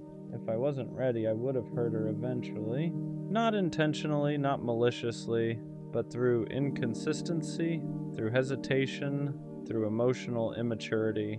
And she didn't deserve that. Sometimes the loss isn't punishment, it's preparation. Preparation to become the version of yourself who doesn't run from healthy love, who doesn't confuse peace with boredom, who doesn't sabotage stability. Maybe she wasn't meant to stay forever. Maybe she was meant to show me what real love looks like, so I'd stop settling for less and stop being less. And that doesn't erase the regret, but it gives it meaning. Will she ever know how much she meant to me? Probably not in the way she deserved, because when she was loving me out loud, I was loving her quietly. When she was certain, I was unsure. When she was present, I was half in. And now that I finally understand her value, it's in hindsight. But here's what I do know. She raised my standard, not just for what I want, but for who I need to be. She showed me that love doesn't have to be chaotic to be real, that consistency isn't boring, that reassurance isn't weakness, that stability is rare, and maybe she'll never know how much she changed me. Maybe she'll never know that losing her is what forced me to grow. But one day, when I love someone the right way, fully, clearly, consistently, a part of that will be because of her, because she loved me right, even when I wasn't ready, and that's something I'll always respect. For the longest time I thought she loved me, not just liked me, not just enjoyed being around me. I thought she actually loved me, because she talked to me every day, she wanted to know what I was doing, she asked about my life like it mattered to her. And when someone shows you that kind of attention, it's easy to believe the feelings behind it are real. So I believed it. I believed the late night conversations meant something deeper. I believed the way she smiled when we talked meant she cared. I believed all the time we spent together was building something real. But looking back now, I think she didn't love me. I think she loved the attention. There's a difference. When someone loves you, they care about who you are, your thoughts, your struggles, your future. They care about the person standing in front of them. But when someone loves the attention, the focus isn't really on you, it's on how you make them feel. The compliments, the validation, the feeling of being wanted. And for a while I was giving her all of that. I was the person who always answered, the person who always listened, the person who always showed up when she needed someone to talk to. And I thought that meant I mattered to her, but eventually I started noticing something strange. Whenever I pulled back, she suddenly came closer. Whenever I stopped giving her attention, she started reaching out again. Not because she missed me, but because she missed the way I made her feel. And that's when something started becoming clear. Maybe she didn't love me the way I thought she did. Maybe she just loved having someone who cared about her that much. Once that thought entered my head, that maybe she didn't love me, maybe she just loved the attention, I started seeing things differently. Moments that once felt meaningful started feeling different. I remembered how often she reached out when she was bored, when she had nothing going on, when she needed someone to talk to. And every time I was there, answering her messages, listening to her problems, giving her reassurance whenever she doubted herself. At the time, I thought that's what love looked like. Two people being there for each other. But when I really looked at it honestly, something felt uneven. Because when she needed attention, I was always available. But when I needed support, it didn't always feel the same. Sometimes she would disappear. Sometimes the conversation would suddenly end. Sometimes it felt like the connection only existed when she was the one who needed it. And that's when a difficult question started forming in my mind. Was she actually interested in me? Or was she interested in the way I made her feel about herself? Because attention can be addictive. When someone constantly reminds you that you're special, that you're wanted, that someone cares deeply about you, it feels good, really good. And some people don't fall in love with the person giving them that feeling. They fall in love with the feeling itself, the validation, the reassurance, the comfort of knowing someone is always there. And I think that's what I was to her. Not a partner, not someone she truly wanted to build something with, but someone who gave her a constant source of emotional attention. And the moment I started seeing that pattern, everything began to make more sense. The more I thought about it, the more patterns started standing out. Because when someone actually loves you, their presence in your life is consistent. They don't only show up when they need something. They don't only reach out when they're bored. They don't only care when the attention is focused on them. But with her, the connection always seemed to revolve around how she felt. If she had a bad day, I was the first person she called. If she felt insecure, I was the one reminding her how amazing she was. If she needed someone to listen, I was always there. And at the time, I thought that meant I was important to her. But eventually, I noticed something uncomfortable. When I had a bad day, she wasn't always there the same way. When I needed reassurance, the conversation would shift quickly. When I tried to open up about my own struggles, it didn't always hold her attention for long. And that's when it started feeling like the relationship wasn't built around us. It was built around her receiving and me giving. And the scary part about that kind of dynamic is you don't notice it right away. Because when you care about someone, giving feels natural. You don't keep score. You don't measure every moment of effort. You just show up because you believe the connection matters. But slowly you start realizing something. You're the one holding most of the emotional weight. You're the one keeping the conversations alive. You're the one making sure the connection doesn't fade. And when you stop doing that, everything changes. That's when the real truth shows itself, because the moment I stopped giving her constant attention, something strange happened. She didn't start fighting harder for the connection. She didn't try to understand what changed. Instead, the distance grew. And that's when I realized something that hurt more than the breakup itself. She didn't miss me. She missed the attention I gave her. Realizing that she didn't miss me, she missed the attention, was one of the hardest truths to accept. Because when you care about someone deeply, you don't want to believe that your place in their life was built around something that shallow. You want to believe the connection meant something real, that the conversations mattered, that the time you spent talking late at night actually meant you were building something. But once I started paying attention to the pattern, it became impossible to ignore. Whenever I gave her attention, everything felt great.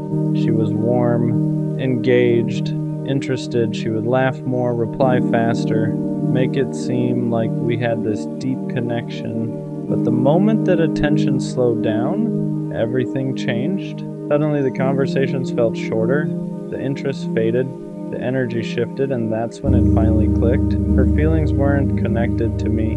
They were connected to the attention I was giving her. Because when someone loves you, their connection doesn't disappear just because the attention changes. But when someone loves the attention, the moment that validation slows down, so does their interest. And looking back now, that explains everything. Why she would suddenly become distant, why she would come back the moment I stopped reaching out, why the connection always felt strongest when I was the one giving the most.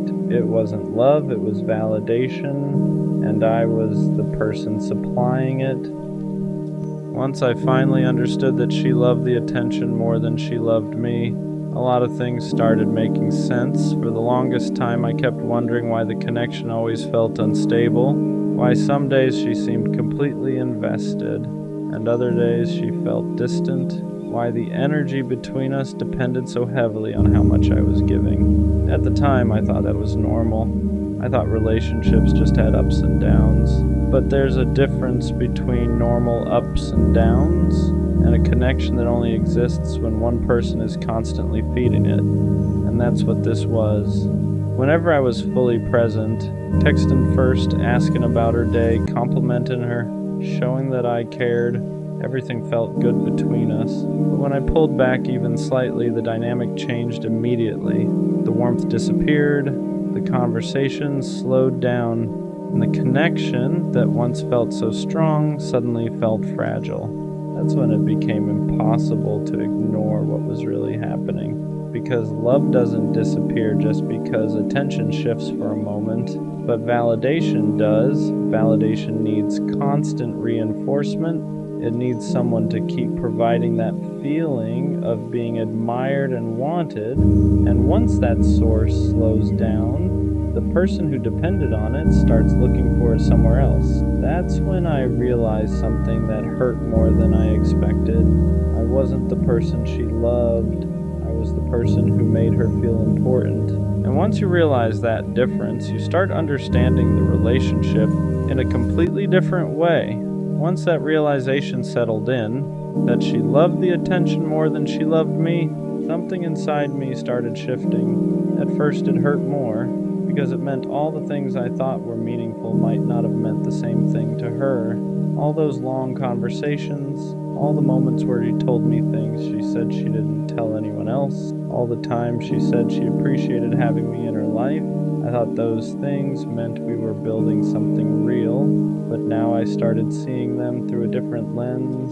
Maybe she didn't say those things because she loved me. Maybe she said them because she loved the feeling of having someone who cared about her that much. And that's a dangerous dynamic, because when someone becomes your main source of validation, it feels powerful.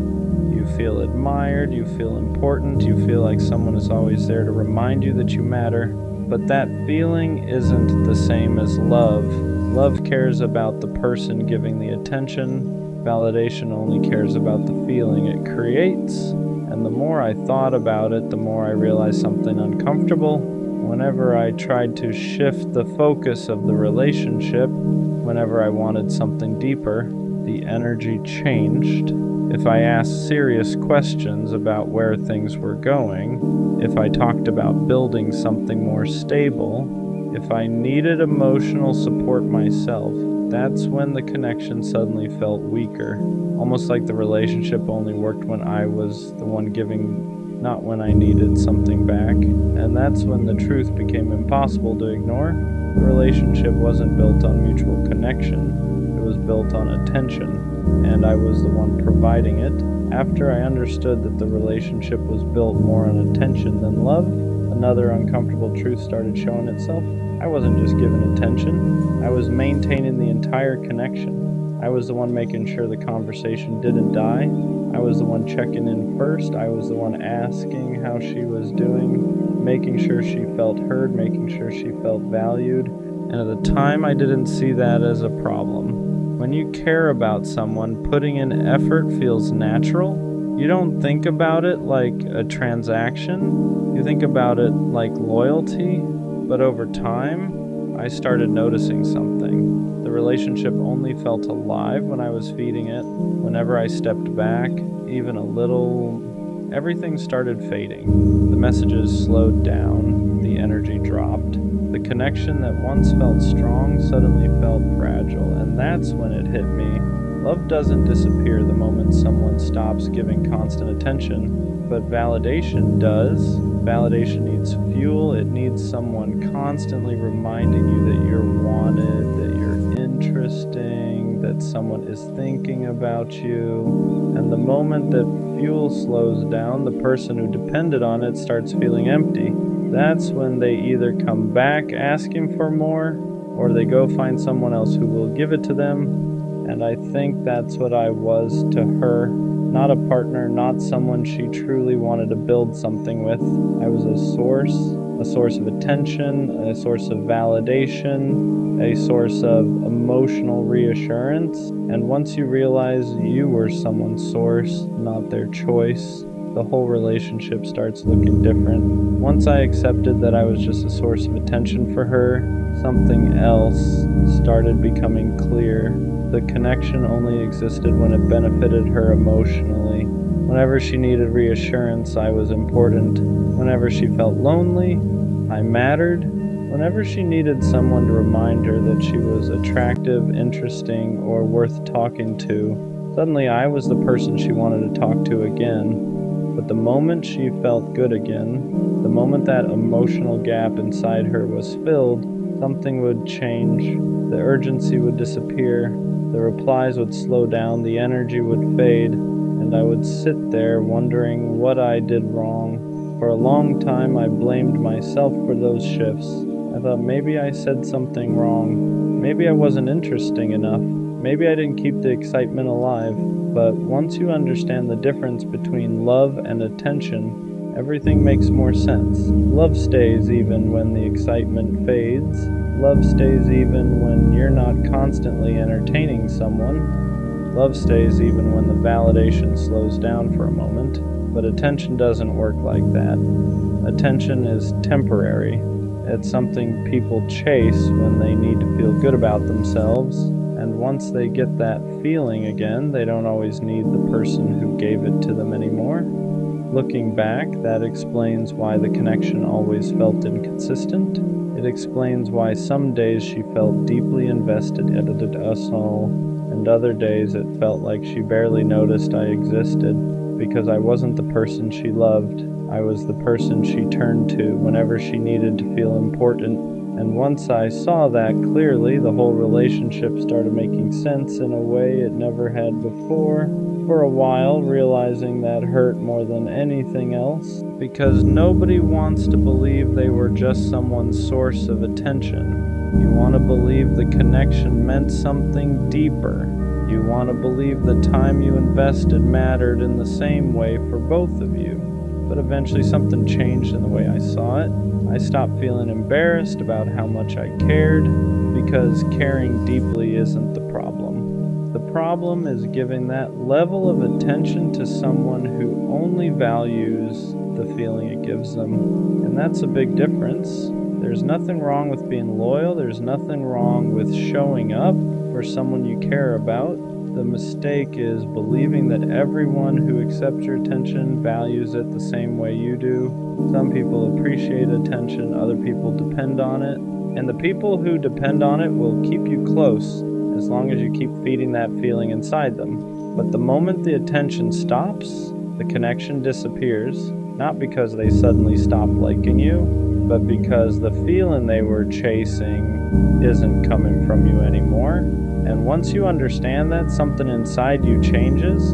You stop chasing people who only show up when they need something. You stop investing in connections that only exist when you're the one giving, because you realize something important. You deserve someone who values you, not just the attention you give them. Looking back now, I don't think she loved me, but I also don't think she was pretending the whole time. I think she genuinely liked how I made her feel. She liked the attention. She liked the reassurance. She liked having someone who consistently reminded her that she mattered. And for a while, that was enough to keep the connection alive. But attention alone can't build something real. Because the moment that attention stops, there's nothing holding the relationship together. And that's exactly what happened. Once I stopped constantly feeding the connection, it disappeared. At first, that felt like rejection, but now I see it differently. It wasn't rejection, it was clarity, because it showed me the difference between someone who loves you and someone who only loves the feeling you give them. And once you see that difference clearly, you stop blaming yourself for the way things ended.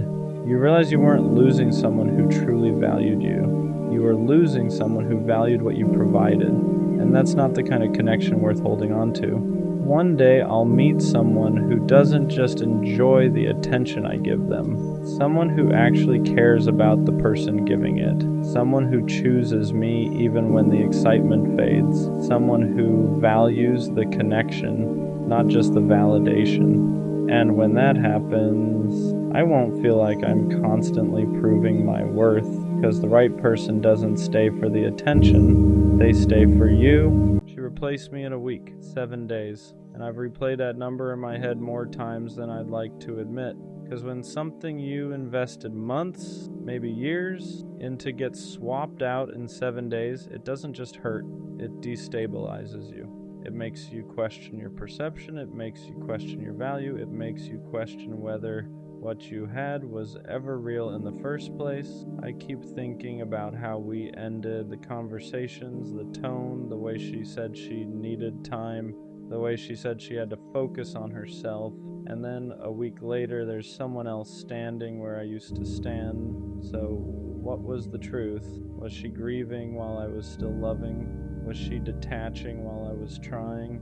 Was I the only one still emotionally present toward the end? Because you don't replace someone in a week unless you were already halfway gone. That's the part that keeps echoing in my mind. You don't wake up on Monday heartbroken and by Sunday decide you're ready for someone new. That's not healing, that's transition. And if she transitioned that smoothly, that quickly, then maybe I wasn't as permanent in her world as she was in mine. And that realization stings more than the breakup itself, because breakups hurt. But being replaced fast, that attacks your identity. It makes you feel temporary. It makes you feel interchangeable. It makes you feel like you were just holding a spot until something better came along. And I hate that my mind even goes there. But when someone replaces you in a week, you start asking dangerous questions. Was I not enough? Was I boring? Was I too available? Did she already have him lined up? Was I just comfortable, not essential? And the scary part is, your brain doesn't just ask those questions, it starts believing them. You start comparing yourself to someone you don't even know. You start imagining that he must have something you didn't. More excitement, more dominance, more money, more mystery, more something. And now it feels like you lost a competition you didn't even know you were in. But love was never supposed to be competitive. It was supposed to be intentional, chosen, protected. And if she could swap me out in 7 days, then maybe what we had wasn't as protected as I thought. Maybe I was fighting for something that was already slipping away. maybe I was loving someone who had already emotionally exited, and that's the part that hurts the most. Not that she found someone new, but that she found someone new that quickly, because that speed tells a story, and I'm still trying to figure out what that story says about me. I think what really messed with me wasn't just that she replaced me, it was how effortless it looked, how natural she made it seem. Like I was just a chapter she flipped past without rereading. Because I'm still here sitting with it, still replaying the last conversations in my head, still wondering if I missed signs, still trying to understand where it actually started falling apart, and she's already smiling next to someone new. That kind of speed doesn't just hurt, it humiliates you. It makes you feel like you were the only one emotionally invested at the end. Like while you were trying to fix it, she was already detaching. Like while you were thinking, we just need time, she was thinking, I need someone else. And the scariest part, I don't know which version of reality is true. Was she already talking to him before we ended? Was I slowly being phased out while I was still trying to show up? Or did she just move on that fast because she can't be alone? Every scenario hurts in a different way. If she was already lining him up, then I was loving someone who was preparing my replacement. If she just needed validation that quickly, then I was never the emotional anchor I thought I was. And if she genuinely didn't feel anything after it ended, then maybe I meant less than I believed. That's what a 1-week replacement does to your mind. It makes you question the entire foundation. You start rewriting memories. That time she seemed distant, that time she picked a fight out of nowhere, that time she said she felt confused. Now they don't feel random anymore. Now they feel like early signs of an exit. And the worst part is realizing that you might have been the only one still emotionally inside the relationship toward the end, because you can't replace someone in a week unless you were already halfway gone. And that's the sentence that keeps echoing. Halfway gone. Maybe she left emotionally months ago. Maybe I was loving someone who had already checked out. Maybe the breakup wasn't the beginning of the end. Maybe it was just the announcement, and that realization shifts the pain. Because now it's not just heartbreak, it's feeling blindsided, it's feeling like you were operating on outdated information. Like you thought you were both building, but she was already packing. And I hate that this makes me question my value, because logically, I know someone moving on fast doesn't define me, but emotionally, it feels like it does. It feels like I was replaceable, interchangeable, temporary, and nobody wants to feel temporary in something they treated as permanent. I keep thinking about how deeply I committed, how I shut down distractions, how I defended her when people doubted us, how I chose her repeatedly. And now it feels like I was the only one guarding something she was willing to trade. That's what makes it feel unfair. Not that she moved on, but that she moved on like it was easy, like I was just space that needed to be filled. And that's the dangerous thought, because I wasn't just space. I was time, I was effort, I was loyalty, I was presence. And if she could replace all of that in 7 days, then either she never fully valued it, or she never fully processed it. And I don't know which one hurts more, because if she didn't value it, then I misjudged everything. And if she didn't process it, then she's just distracting herself. But distraction still feels like replacement when you're the one left behind. And I'm left here trying to rebuild confidence that got shaken by a 7-day timeline, trying to remind myself that speed doesn't equal significance, trying to remember that depth doesn't get erased overnight, because if what we had was real to me, then it was real, even if she replaced it quickly. But still, 7 days. That number doesn't just represent time, it represents how fast someone can move on when you thought you meant more. And I'm still trying to figure out what that says about her and what it doesn't say about me. The part nobody prepares you for is how fast replacement attacks your confidence. Not just your feelings, your confidence, because heartbreak hurts your chest, but being replaced quickly hits your ego. And ego isn't pride, ego is identity.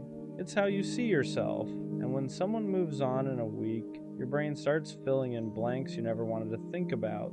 You start comparing yourself to someone you don't even know. What does he have that I don't? Is he more exciting, more unpredictable, more emotionally unavailable, more dominant, more detached? Did she need someone less steady, less serious, less invested?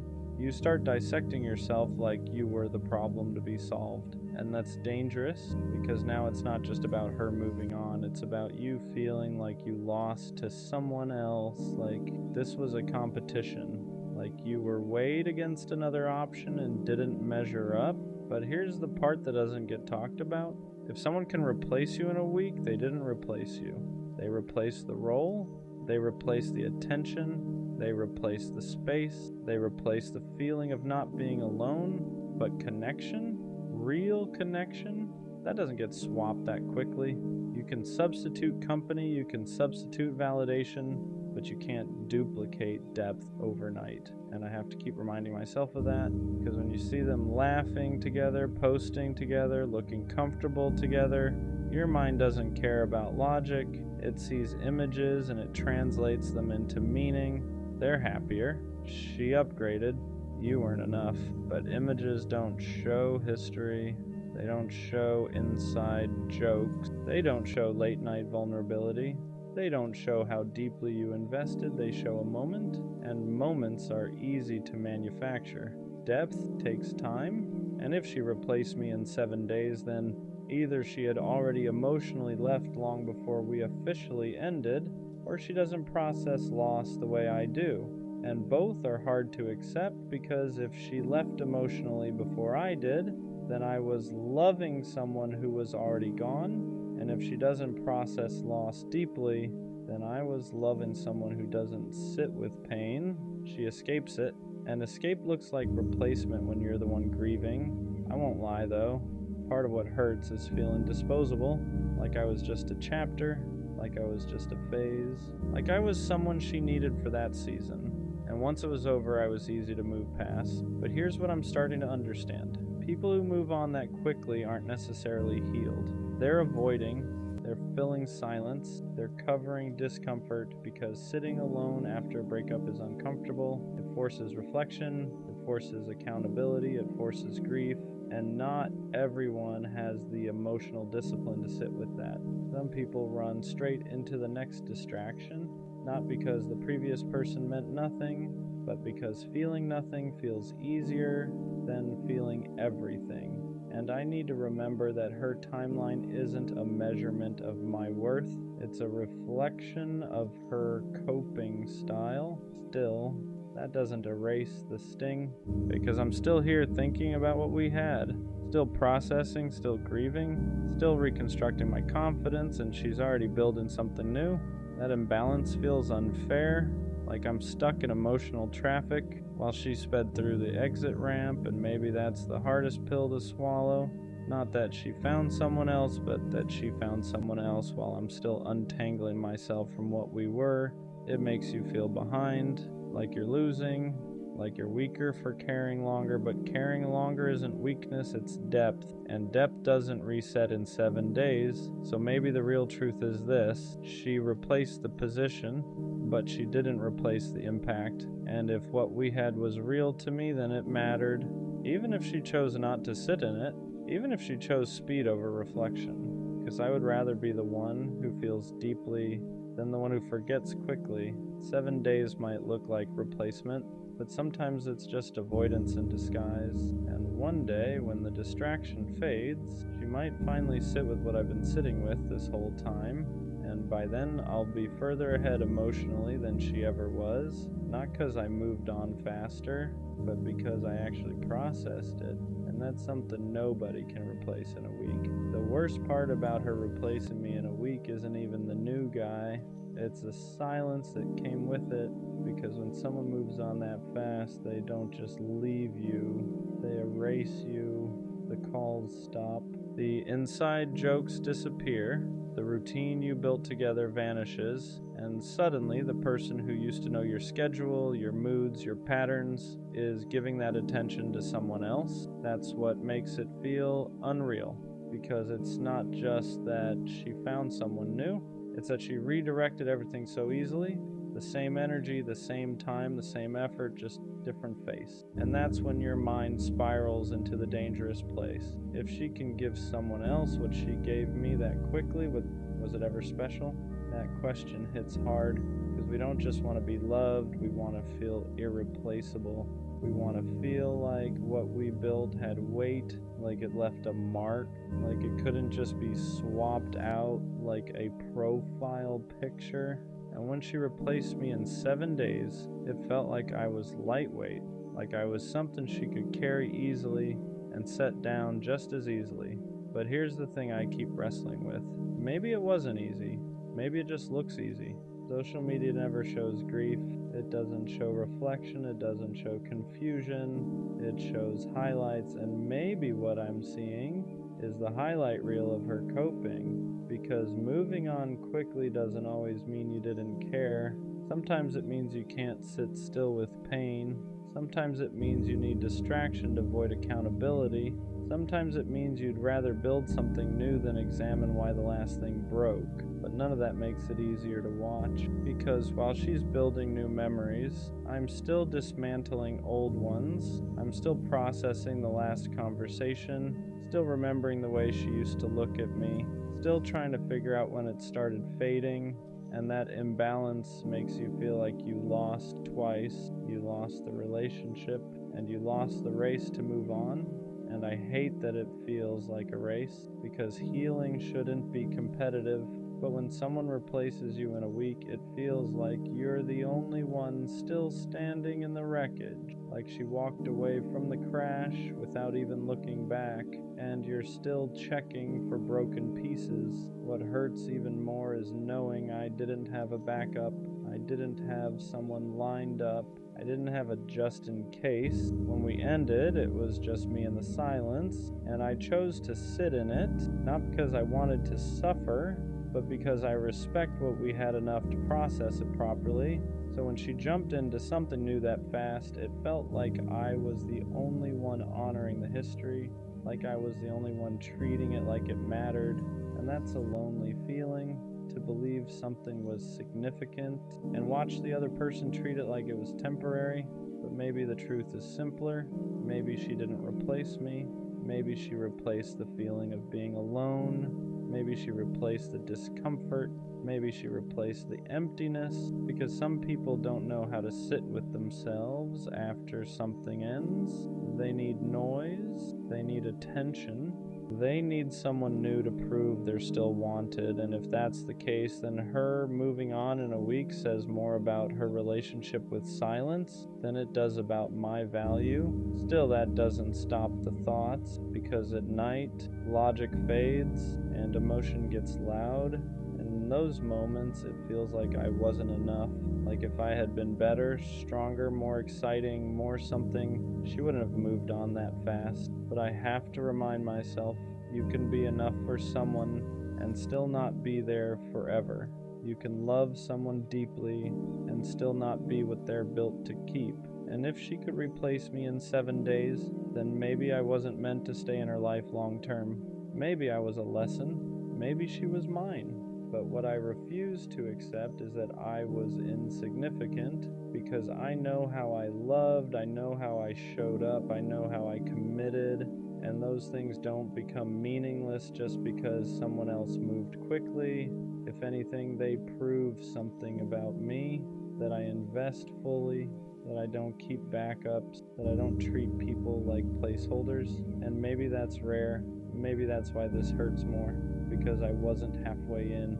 I was all the way in. And when you're all the way in, being replaced feels like being erased, but I'm not erased. I'm just healing at a pace that reflects depth, and depth doesn't reset in 7 days. So yeah, she replaced me in a week, but that week doesn't define my worth. It defines her coping speed. And one day when she finally slows down, she might realize you can replace a person's position, but you can't replace the way they loved you. And that's something no one swaps out in 7 days. There's a different kind of pain that comes from being replaced quickly. It's not just heartbreak, it's humiliation. And I don't mean humiliation in a loud, dramatic way. I mean the quiet kind, the kind where you sit alone thinking, how did I not see this coming? Because when someone moves on in a week, it makes you question your awareness. Were there signs I ignored? Did she emotionally detach months before I noticed? Was I holding on to something that was already slipping through my hands? And that's the part that messes with your head the most. Because now it's not just about losing her, it's about doubting yourself, your intuition, your judgment, your ability to read people. You start replaying moments that once felt normal, that random argument, that night she seemed distant, that time she picked up her phone and turned it away slightly, that period where she felt off but said she was fine. At the time, you trusted her words. Now you question everything, because if she replaced you in 7 days, your brain automatically assumes she had a head start, and whether that's true or not, the damage is the same. It makes you feel like you were the only one fully in it, like you were the only one fighting for something she had already decided to let go of, and that imbalance feels like betrayal, even if technically it wasn't. Because the emotional timing didn't match. You were still invested, she was already transitioning, and that creates this gap, a painful one, where you're grieving something she already processed, or avoided, or replaced, and it makes you feel late, like you're the last one to realize the relationship was over, and I hate that feeling, because I don't like feeling behind. I don't like feeling like I was operating with outdated information. I don't like feeling like I was loving someone who had already emotionally packed their bags, but maybe that's the reality. Maybe the breakup wasn't the beginning of her detachment, maybe it was the end of it. Maybe she had already done her grieving while I was still trying to fix things, and that realization hurts in a different way, because now it's not just that she moved on fast, it's that she moved on before I even knew we were done. And I'm stuck here wondering when it actually ended. Was it weeks before the breakup? Months? Did she slowly disconnect while I was still showing up? Because that's the part nobody prepares you for. The possibility that you were loving someone who was already halfway gone. And if that's true, then I wasn't replaced in a week. I was replaced long before that. I just didn't know it yet. But here's the thing, I'm slowly starting to understand. Even if she emotionally left before I did, that doesn't make me weak. It doesn't make me naive. It means I was committed. It means I was still trying. It means I was operating in good faith. And I'd rather be the one who stayed genuine than the one who quietly exited without saying it, because I know how I loved. I didn't keep options open. I didn't emotionally detach while pretending everything was fine. I didn't start building something new while something old was still alive. When I was in it fully. And if she replaced me in a week, then that says something about her capacity to detach, not about my capacity to matter. Still, that week will probably always sting, not because of the new guy, but because of what it symbolized. How quickly someone can shift focus, how fast attention can be redirected, how easy it can look to replace what felt permanent. But maybe permanence isn't about how long something lasts, maybe it's about how deeply it was felt. And if I'm still here processing it while she moved on fast, then maybe I was the one who felt it deeper. And that doesn't make me the loser. It makes me the one who actually experienced it. 7 days might have been enough for her to move forward, but it's not enough to erase what I gave. And I refuse to let her timeline rewrite my value, because being replaced quickly hurts, but being genuine never does. There's something else that hurts about being replaced in a week. It makes you question whether you were ever chosen or just convenient, because if someone can transition that smoothly, that fast, it starts to feel like you were just occupying space, like you weren't irreplaceable, like you were temporary comfort. And nobody wants to feel like temporary comfort. I keep thinking about the way she used to look at me. The way she said things like, I don't see myself with anyone else. The way she made it seem like what we had was rare. And now I'm sitting here wondering how rare something can really be if it can be replaced in 7 days. That's what makes it sting. because rarity isn't supposed to be swappable, depth isn't supposed to be interchangeable. If something is special, it's supposed to leave a gap when it's gone. But her life doesn't look like there was a gap, it looks filled immediately, and that creates this internal conflict. Was I overestimating my importance? Did I romanticize something that was lighter to her than it was to me? Because when you care deeply, you assume the other person feels the same weight. You assume the attachment is mutual. You assume the history matters equally, but being replaced quickly makes you realize something uncomfortable. Not everyone feels at the same depth you do. Some people attach fast and detach faster. Some people build quickly and rebuild quicker. Some people don't see relationships as something sacred. They see them as something seasonal. And maybe that's the difference between us. Maybe I treat connection like something that deserves reverence, and she treats it like something that deserves momentum, because momentum doesn't stop, it just redirects, and that's exactly what she did. She redirected. The same attention, the same affection, the same emotional energy, just different recipient, and that's hard to swallow because it makes you feel like the container didn't matter, just the feeling. But here's the part I'm slowly realizing. If someone can redirect their attachment that fast, then maybe what they were attached to wasn't you. It was a feeling of being with someone. And that's not the same thing.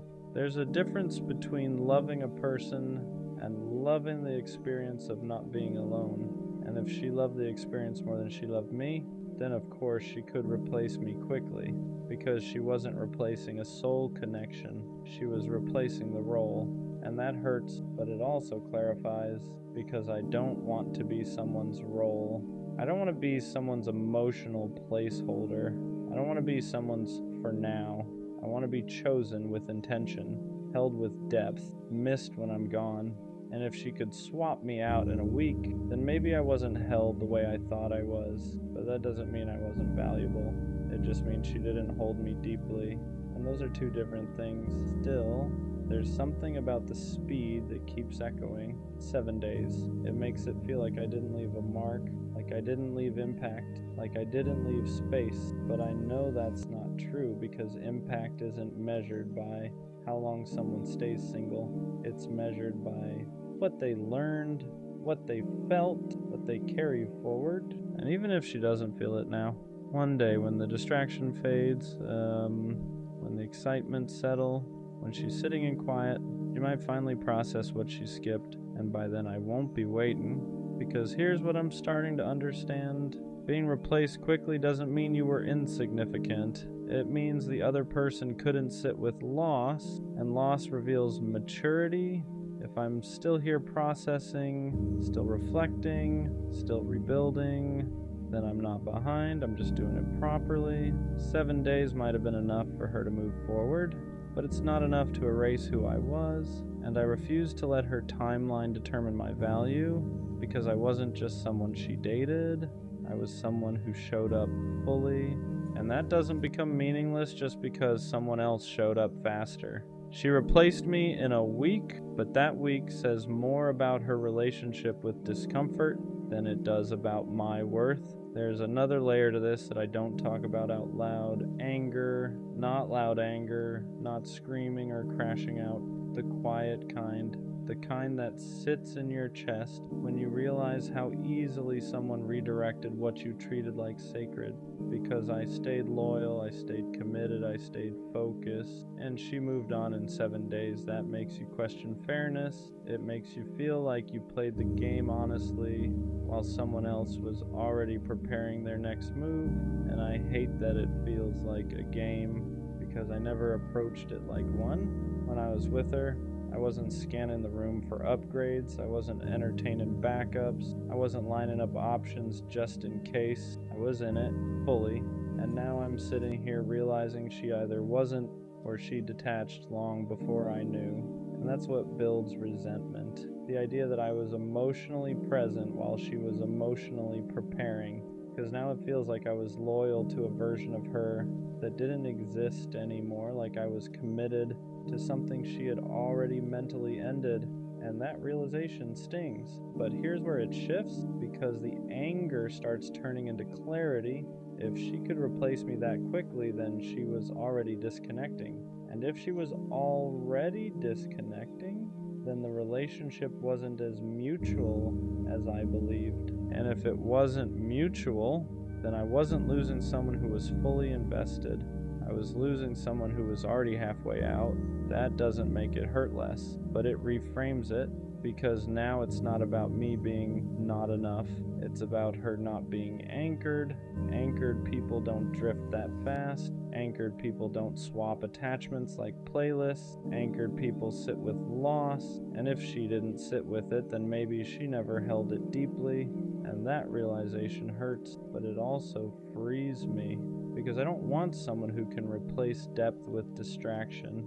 I don't want someone who needs constant attention to feel stable. I want someone who values history, who respects connection, who understands that what you build with someone isn't disposable. And if she replaced me in a week, then maybe I was disposable to her. But that doesn't mean I'm disposable in general. It just means she wasn't built to keep me. And there's a difference. Still, there's a part of me that wonders if she ever thinks about it, if she ever pauses, if she ever compares, if she ever realizes how fast she moved. But I can't live in that space, because waiting for someone to feel what you felt is a trap, and I refuse to trap myself in her timeline. 7 days, that's how fast she moved. But here's the truth. I'd rather take my time healing than rush into something new just to prove I can. I'd rather rebuild properly than distract myself temporarily, because I know what I gave, and I know how I showed up. And I know I don't need to rush into something new to validate that. She replaced me in a week, but I'm rebuilding myself at a pace that lasts, and that's not weakness, that's depth. You know what else being replaced in a week does? It makes you question whether you were ever truly seen. Because if someone really sees you, your patterns, your effort, your loyalty, your depth, they don't just slide into something new like you were a temporary rental. They feel the absence, they sit in it, they notice the difference, and I keep wondering if she noticed the quiet after I stopped calling, if she noticed the lack of consistency I used to bring, if she noticed that the stability I provided isn't something you just duplicate overnight, or if she just filled the silence so fast that there was no space to notice at all. That's what hurt. The possibility that I wasn't deeply registered, that I was experienced but not understood. Because there's a difference between being with someone and truly knowing them. And when someone replaces you quickly, it feels like they never fully knew the weight of what they had. It feels like they liked the experience of you, not the essence of you. And I can handle someone not choosing me. But it's harder to handle feeling like I was easy to move past. I keep thinking about how careful I was, how intentional I was, how I didn't play games, how I didn't keep backups, how when things got hard, I leaned in instead of pulling away. And in the end, it feels like none of that slowed her down. 7 days. That number keeps echoing like a clock ticking in reverse, because for me, 7 days after a breakup feels raw. It feels heavy. It feels like I'm still adjusting to the silence, but for her, 7 days was enough to build something new. And that contrast makes you feel like you loved harder than you were loved. And that's a lonely realization, because loving harder isn't something you brag about. It's something you feel when the other person moves on faster, and you're left holding the emotional weight. But here's what I'm starting to see clearly. Just because she moved on quickly doesn't mean she processed it deeply. Speed isn't strength. Speed can be avoidance. Speed can be distraction. Speed can be ego protection. Sometimes people rush into something new not because the old thing meant nothing, but because it meant too much.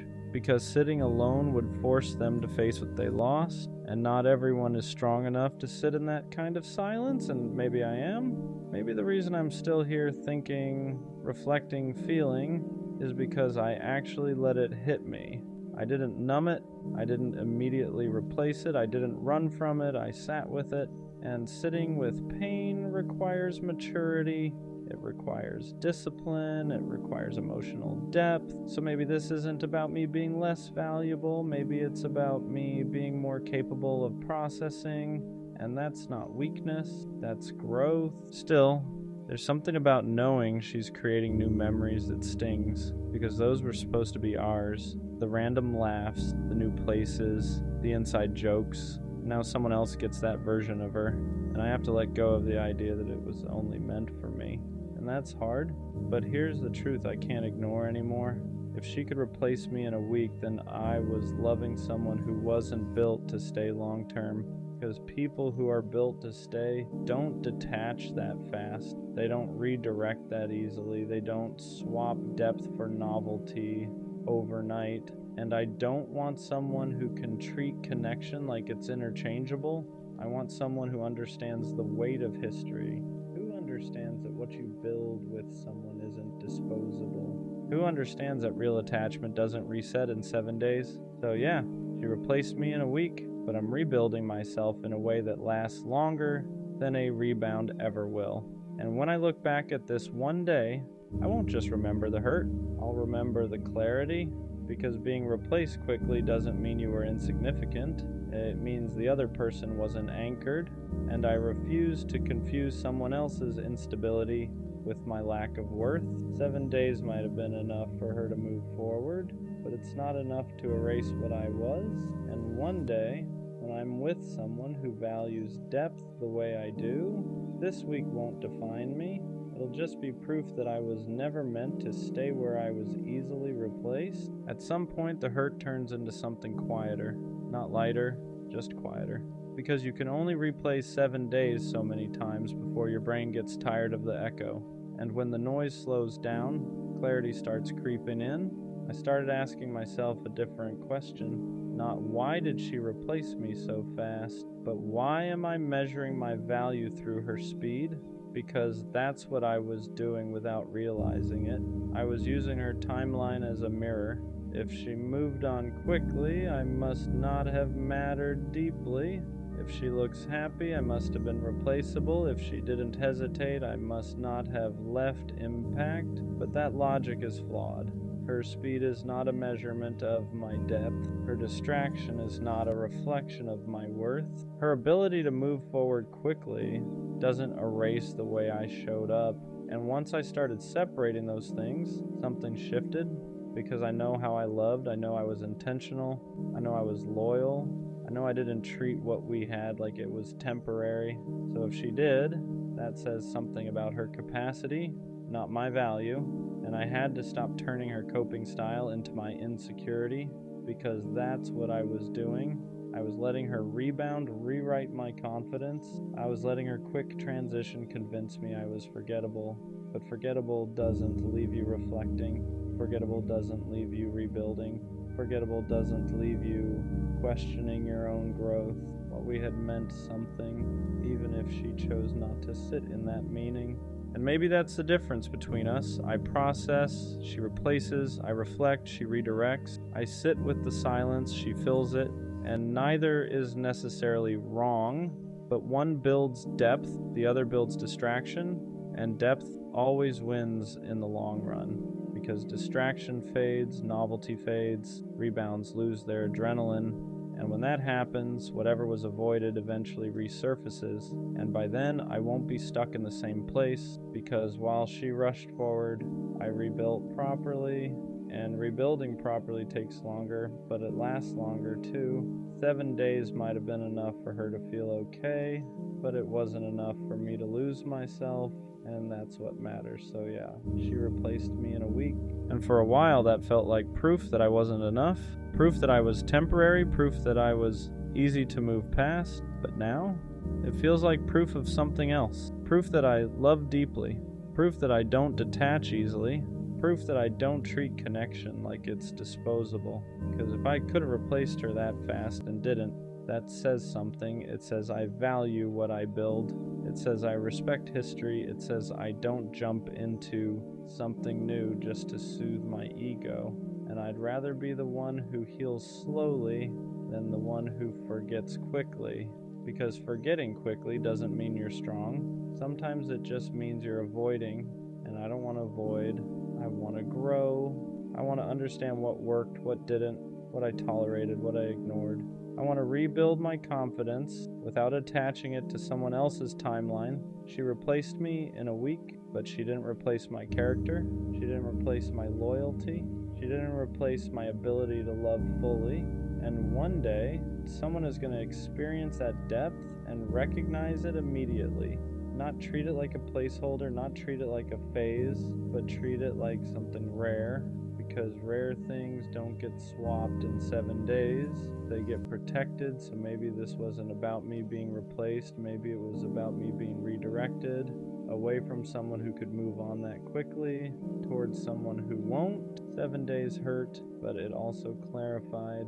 I don't want to be in a position where I can be replaced that easily ever again.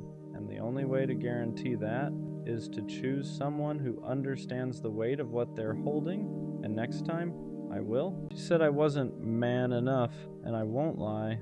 That one stuck, not because I believe it, but because when someone you love questions your masculinity, it hits somewhere deeper than regular criticism. It's not just about behavior, it's identity. It's everything you thought you were doing right suddenly being reframed as weakness. What does man enough even mean? Because I showed up, I communicated, I stayed loyal, I tried to fix things instead of run from them. But apparently that wasn't enough. Apparently being calm instead of aggressive was a problem. Apparently wanting to talk things through instead of shutting down made me soft. Apparently expressing emotion made me less of a man.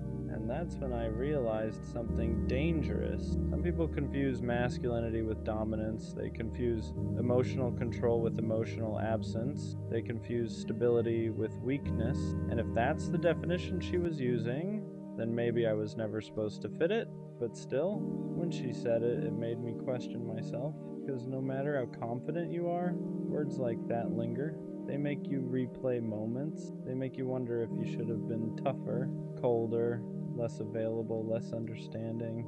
And that's how toxic standards start reshaping you quietly.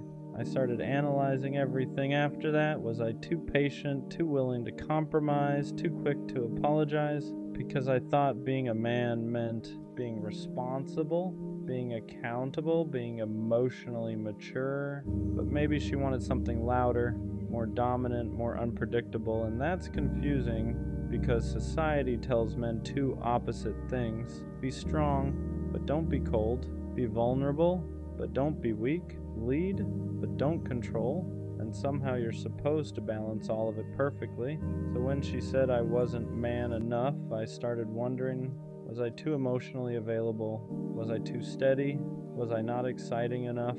But here's the truth that took me time to accept. Being consistent doesn't make you less of a man. Being calm doesn't make you less masculine.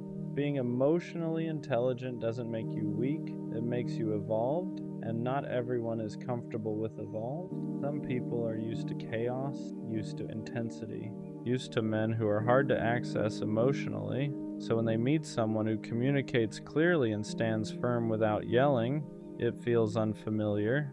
And unfamiliar can feel unmanly to someone who's been conditioned differently. But that's not my problem to fix. The deeper issue wasn't her words. It was what they tried to take from me. My confidence, because when someone attacks your masculinity, they're attacking your foundation. They're saying you're not enough as you are, and that's heavy. But here's what I had to learn. If being man enough means being emotionally unavailable, if it means suppressing how I feel, if it means pretending I don't care, if it means dominating instead of communicating, then I don't want that version of masculinity, because strength isn't loud. It's controlled, it's stable, it's secure enough to not overreact. It's confident enough to not prove itself constantly. And maybe she mistook calm for weak. Maybe she mistook kindness for softness. Maybe she mistook emotional awareness for insecurity. But that doesn't redefine me, it just shows what she was used to. What hurt the most wasn't that she left, it was that she framed it like I lacked something. Like I needed to become more, like I needed to step up into some undefined standard. But love isn't about becoming someone else to fit someone's idea of masculinity. It's about alignment. If she needed someone louder, more dominant, more emotionally distant, that's preference, not proof that I wasn't enough. Wasn't. Because being man enough shouldn't mean performing toughness. It should mean integrity, leadership, emotional control, responsibility. And I had all of that, just not in a way that matched her expectations, and that's okay. I realized something important after sitting with it. The right woman won't question your masculinity. She'll feel safe in it. She won't need you to be aggressive to feel protected. She won't need you to be emotionally shut down to feel secure. She won't test your dominance to measure your worth. She'll recognize strength in stability. She'll see leadership and accountability. She'll see masculinity in consistency, because real masculinity isn't about intimidation, it's about presence. It's about knowing who you are without needing to prove it constantly. And here's the part nobody talks about. Sometimes when someone says you're not man enough, what they really mean is, you're not toxic enough for what I'm used to. Because chaos feels passionate to some people, silence feels strong to some people, emotional distance feels masculine to some people, but healthy masculinity feels boring if you're addicted to instability, and that's not an insult, it's reality. Some people equate unpredictability with strength, and when they meet steadiness, they don't know what to do with it. I had to ask myself something hard. Was I actually lacking, or was I just not performing? Because there's a difference. Lacking means I don't possess something. Performing means I'm pretending to. And I refuse to perform masculinity for approval. I refuse to become colder just to seem stronger. I refuse to suppress my emotional intelligence just to look dominant. Because the right person won't require that. They'll appreciate it. If anything, being called not man enough forced me to define what that means for myself. To me, being a man means standing on your word, protecting without controlling, communicating without yelling, being emotionally disciplined, owning your mistakes, leading with stability, and I did all of that. So if that wasn't enough for her, it doesn't mean I failed. It means we defined strength differently. I won't let one person's perception reshape my identity, because masculinity isn't loud. It isn't about dominance. It isn't about intimidation. It's about internal control. It's about consistency. It's about knowing who you are when no one is watching. And if someone mistakes calm strength for weakness, that says more about what they're used to than what I am. She said I wasn't man enough, but I am man enough to walk away instead of yelling, stay calm instead of escalating, express how I feel instead of suppressing it, choose growth instead of ego, and that's the kind of man I'll stay, because the right woman won't need me to prove my masculinity. She'll feel secure in it, and I'd rather be steady and misunderstood than loud and respected for something I'm not. If being man enough means losing emotional depth, then I'll pass. Because real strength doesn't shout, it stands. I don't care how corny it sounds. I'm not going to stop being a lover, not until I get the kind of love I've always imagined, the kind where there's no confusion, no wandering attention, no half-interest disguised as effort, just one person, and a world that feels smaller because of it. I want love where focus doesn't drift, where nobody else even registers, where loving them feels instinctive, not forced. The kind of love that doesn't try to be cinematic, it just is. Two people driving with no destination, standing in open fields, traveling for no reason other than wanting to be together. The kind of love you don't just feel in your chest, you feel it in your soul, hot, intense, alive. And I don't understand how people walk around pretending that kind of love doesn't matter. Like love is casual, like attachment is embarrassing, like caring deeply is something you should hide, because love is everything. It's sharing the world with someone, learning their habits, reading their moods, knowing them in ways no one else does. It's going from stranger to someone you can't imagine life without. And yeah, love comes with risk, heartbreak, loss, pain, but I'm here for all of it, because if that's the price of loving deeply, I'll pay it. I'll take the uncertainty, I'll take the scars, I'll take the ache that comes with caring, What makes it hard sometimes isn't loving deeply, it's loving deeply in a world that pretends not to care. People act like being attached is weak, like wanting someone fully is desperate. They call it being nonchalant. They call it cool. They call it protecting yourself. But to me, it just feels empty. I don't want love that's casual. I don't want half interest. I don't want to pretend I wouldn't be devastated if I lost someone I truly cared about. I want to feel it, all of it.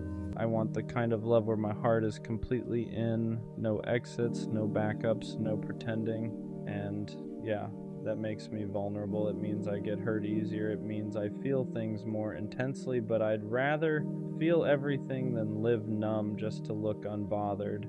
Because loving deeply isn't weakness, it's courage. It takes guts to say, I want you fully. I'm choosing you. I'm not scared to care. And maybe that's why it feels lonely sometimes, because not everyone is built to love like that. Some people close their hearts after pain. Others keep theirs open, not because they're naive, but because they refuse to let disappointment turn them cold. You don't love deeply because it's easy. You love deeply because it's who you are. And even when it costs you, you'd still rather feel everything than live a life that feels hollow. You already know how this can end. You know love can break you. You know it can leave scars. You know it can take pieces you don't get back. And still, you choose it. Not because you're reckless, not because you're desperate, but because a life without love feels smaller than a life with heartbreak. You're not chasing perfection. You're chasing connection. The kind that makes ordinary moments feel alive. The kind that makes the world feel louder and quieter at the same time. And once you've felt even a glimpse of that, you can't pretend you don't want it anymore. So yeah, you risk it again, you open your heart again, you believe again, not because you forgot the pain, but because you decided it wasn't stronger than your capacity to love. Being a lover boy doesn't mean you ignore reality. It means you face it and still choose love anyway. You're not asking for perfection, you're asking for presence, for a love that feels mutual, chosen, clear, and wanting that doesn't make you unrealistic, it makes you honest, because once you know how deeply you can love, you stop settling for anything that asks you to dim that fire. So, no, the lover boy in you isn't dying, he's just waiting, and when the right love finally arrives, he'll be ready. What people don't realize is how much strength it takes to stay soft in a world that rewards detachment. It's easier to act unbothered, easier to keep things light, easier to pretend you don't care that much, but you were never built that way. You don't love halfway, you don't feel quietly. When you care, it shows in your effort, in your loyalty, and how present you are. And that's exactly what people try to shame out of you. They tell you you're too much, too attached, too intense. Like love is something you're supposed to ration. So sometimes you wonder if you should change, if caring less would protect you, if closing off would finally make things easier. But every time you try, it feels wrong, because pretending not to care cost you more than heartbreak ever did.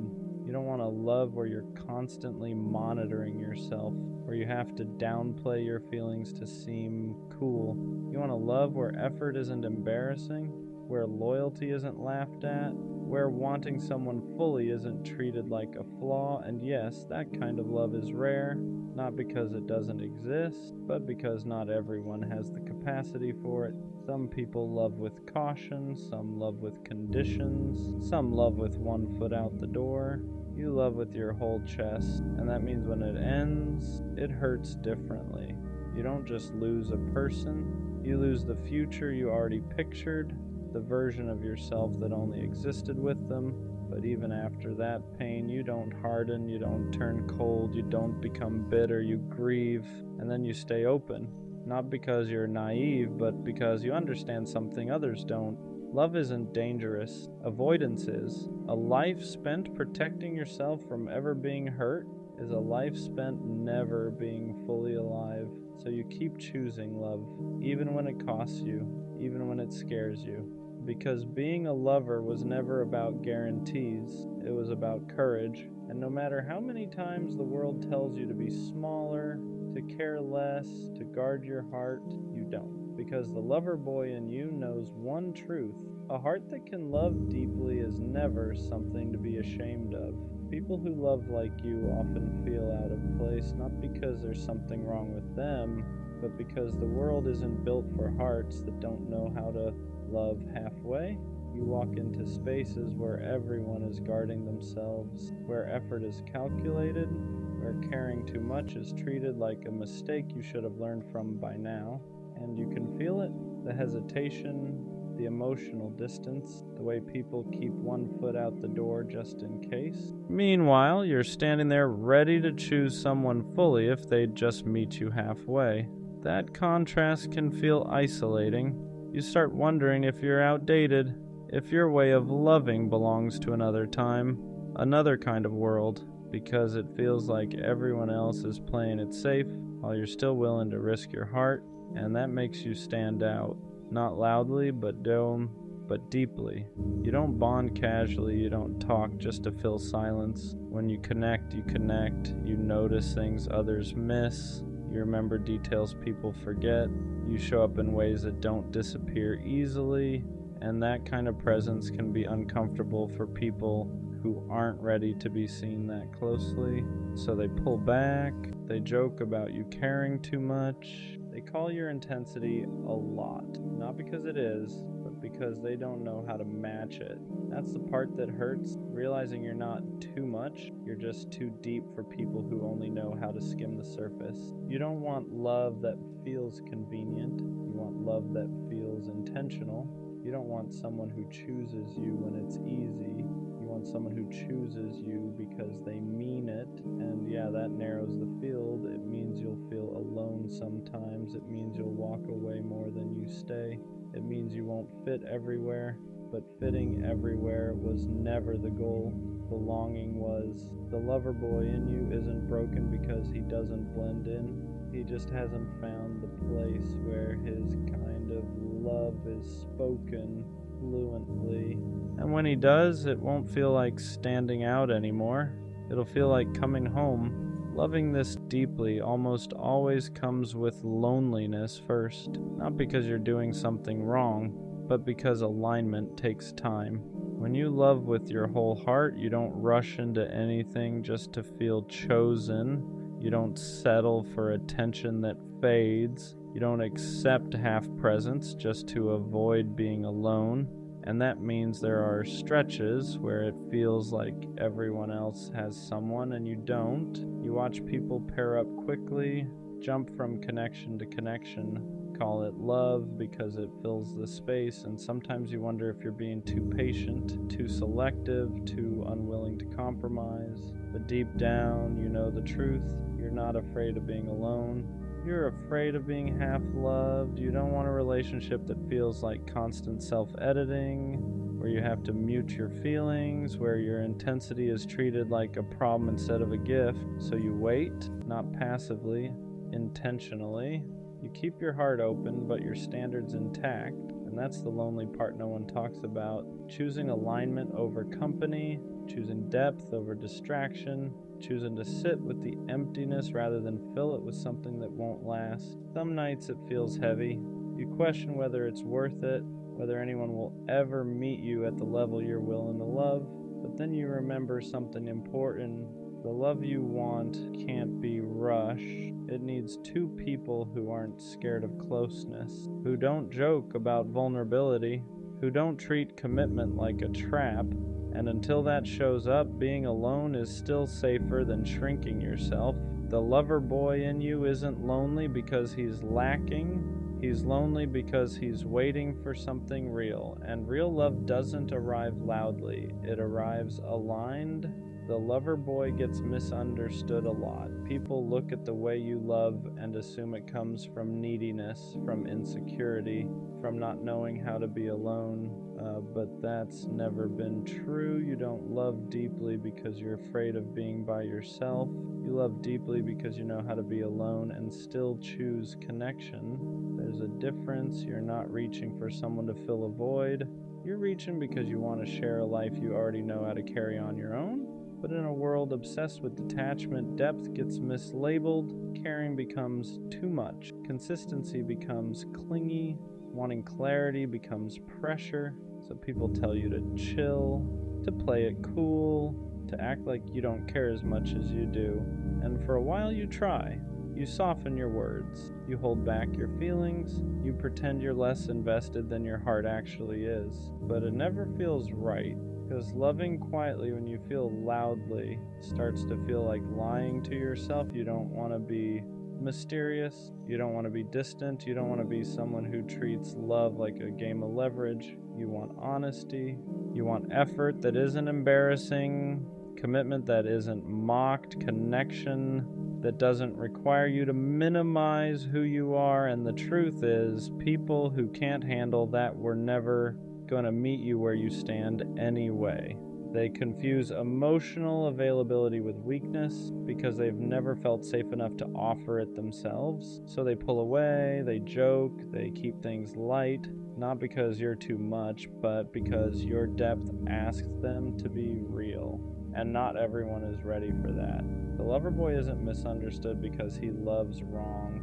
He's misunderstood because he loves honestly in a world that prefers control. And one day, someone won't ask you to tone it down. They won't call your care extra. They won't flinch at your intensity. They'll recognize it because they've been looking for someone who loves like you, without fear, without games, without holding back. One thing people get wrong about you is thinking you lose yourself in love, that you disappear, that you abandon who you are, just keep someone close. But that's not what loving deeply means to you. You don't give your heart away blindly. You give it intentionally. You're aware of the risk. You feel the fear. You know exactly how much it can hurt, and you still choose to love, not because you don't value yourself, but because you refuse to live guarded out of fear. There's a difference between protecting your heart and closing it. Closing it is pretending you don't care. Protecting it is knowing when to walk away without turning cold. And that's something you had to learn the hard way. You've loved people who couldn't meet you emotionally, who enjoyed your warmth but never offered shelter in return. And each time you didn't lose your softness, you refined it. You learned to notice effort, to listen to consistency, to believe actions more than potential. You learned that loving deeply doesn't mean tolerating confusion. It doesn't mean waiting forever. It doesn't mean accepting less than what you give. So now you love with boundaries, not walls, boundaries. You stay open, but you don't stay where you feel unseen. You express yourself, but you don't beg to be understood. You give fully, but only where there's room for you. That's growth. The lover boy in you didn't harden, he matured. He learned that protecting his heart doesn't mean dimming his light. It means choosing spaces where that light is welcomed. And that's why when you love again, it won't consume you. It'll expand you. Because this time you won't confuse intensity with imbalance. You'll recognize the difference between passion and peace. At some point, you stop mistaking chaos for passion. You stop thinking intensity means confusion. You stop believing love has to feel unstable to feel real. That shift doesn't happen overnight. It comes after loving people who kept you guessing, after giving effort that wasn't matched, after realizing how tired you were from loving alone in a two-person connection. Because for a long time, you thought love was supposed to feel urgent, heavy, like something you had to fight for. But real reciprocity feels different. It doesn't spike your anxiety. It doesn't make you question your place. It doesn't leave you replaying conversations or wondering if you asked for too much. Mutual love feels calm, not boring, steady. It feels like someone meeting your effort without keeping score, like someone choosing you without needing to be convinced. And at first, that kind of love almost feels unfamiliar because you're used to proving yourself, used to earning attention, used to being the one who cares more. So when someone shows up consistently, communicates clearly, and doesn't flinch at your depth, your body has to unlearn the chaos. You have to remind yourself that peace doesn't mean lack of passion. It means safety. You don't feel smaller around them. You don't feel like you're too much. You don't feel like you need to dim anything. Your intensity doesn't scare them. It reassures them. And that's when it clicks. Love was never supposed to feel like survival. It was supposed to feel like partnership. The lover boy doesn't stop loving deeply. He just stops loving unevenly. He stops pouring into places that don't pour back. He stops calling inconsistency timing, stops calling confusion chemistry, stops calling bare minimum effort, because once you've tasted reciprocity, you can't go back. You can't unfeel what it's like to be met where you stand. And that's when loving deeply finally feels light. Loving deeply doesn't disappear. It just becomes selective. After everything you've felt, everything you've learned, you don't stop wanting connection. You stop giving it away too easily. You don't rush anymore, not because you're guarded, but because you understand your capacity. You know how much you give, how present you are, how deeply you attach, and you're careful about where that kind of love lands. That doesn't mean you're closed off. It means you're intentional. You don't entertain mixed signals. You don't romanticize inconsistency. You don't chase potential while ignoring reality. You pay attention now to effort, to follow through, to how someone shows up when things are calm, not just when things are exciting. Because you've learned that real love isn't proven in intensity alone. It's proven in consistency, and the people who are right for you won't be intimidated by that. They won't feel pressured by your depth. They won't joke about you caring too much. They won't need you to shrink to make them comfortable. They'll respect the way you love because they love the same way. That's the shift. You're not asking for more than before. You're just no longer accepting less. You still want closeness, still want loyalty, still want that kind of connection where the world feels quieter because someone chose you fully. But now you're patient with people, not with uncertainty. You're open to love, not to confusion. And that's how the lover boy grows. Not into someone colder, but into someone clearer. Someone who knows that loving deeply isn't about giving your heart to everyone who shows interest. It's about giving it to someone who knows how to hold it. Before the right love shows up, the lover boy is usually alone for a while. Not because he can't find connection, but because he refuses to force it. He's learned what happens when you fill space just to avoid loneliness, how quickly comfort turns into compromise, how easy it is to lose yourself when you accept something that doesn't fully meet you. So he chooses solitude instead, and solitude teaches him things love never could. It shows him who he is without anyone else's expectations, without adjusting his emotions, without holding back his intensity to make someone stay. He learns how to sit with himself, how to enjoy quiet, how to be fulfilled without external validation. And that's important, because when you know how to be alone, you stop accepting love that feels like abandonment in disguise. During this time, he doesn't become detached, he becomes clear about what drains him, clear about what feels safe, clear about the kind of love that actually aligns with who he is. He stops craving attention, stops mistaking chemistry for compatibility, stops confusing being wanted with being understood. And yes, some days are heavy. He still wants connection, still imagines sharing moments with someone, still feels that pull toward closeness. But the difference now is that he won't trade his peace for proximity.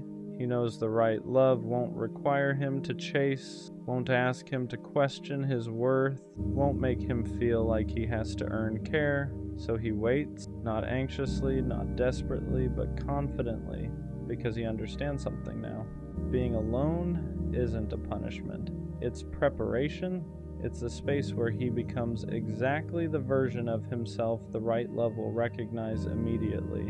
And when that love finally arrives, it won't feel like relief. It'll feel familiar. The lover boy was never naive. He knew what love could cost him. He knew how deeply it could hurt. He knew it could break him, leave marks he'd carry for years, and he chose it anyway.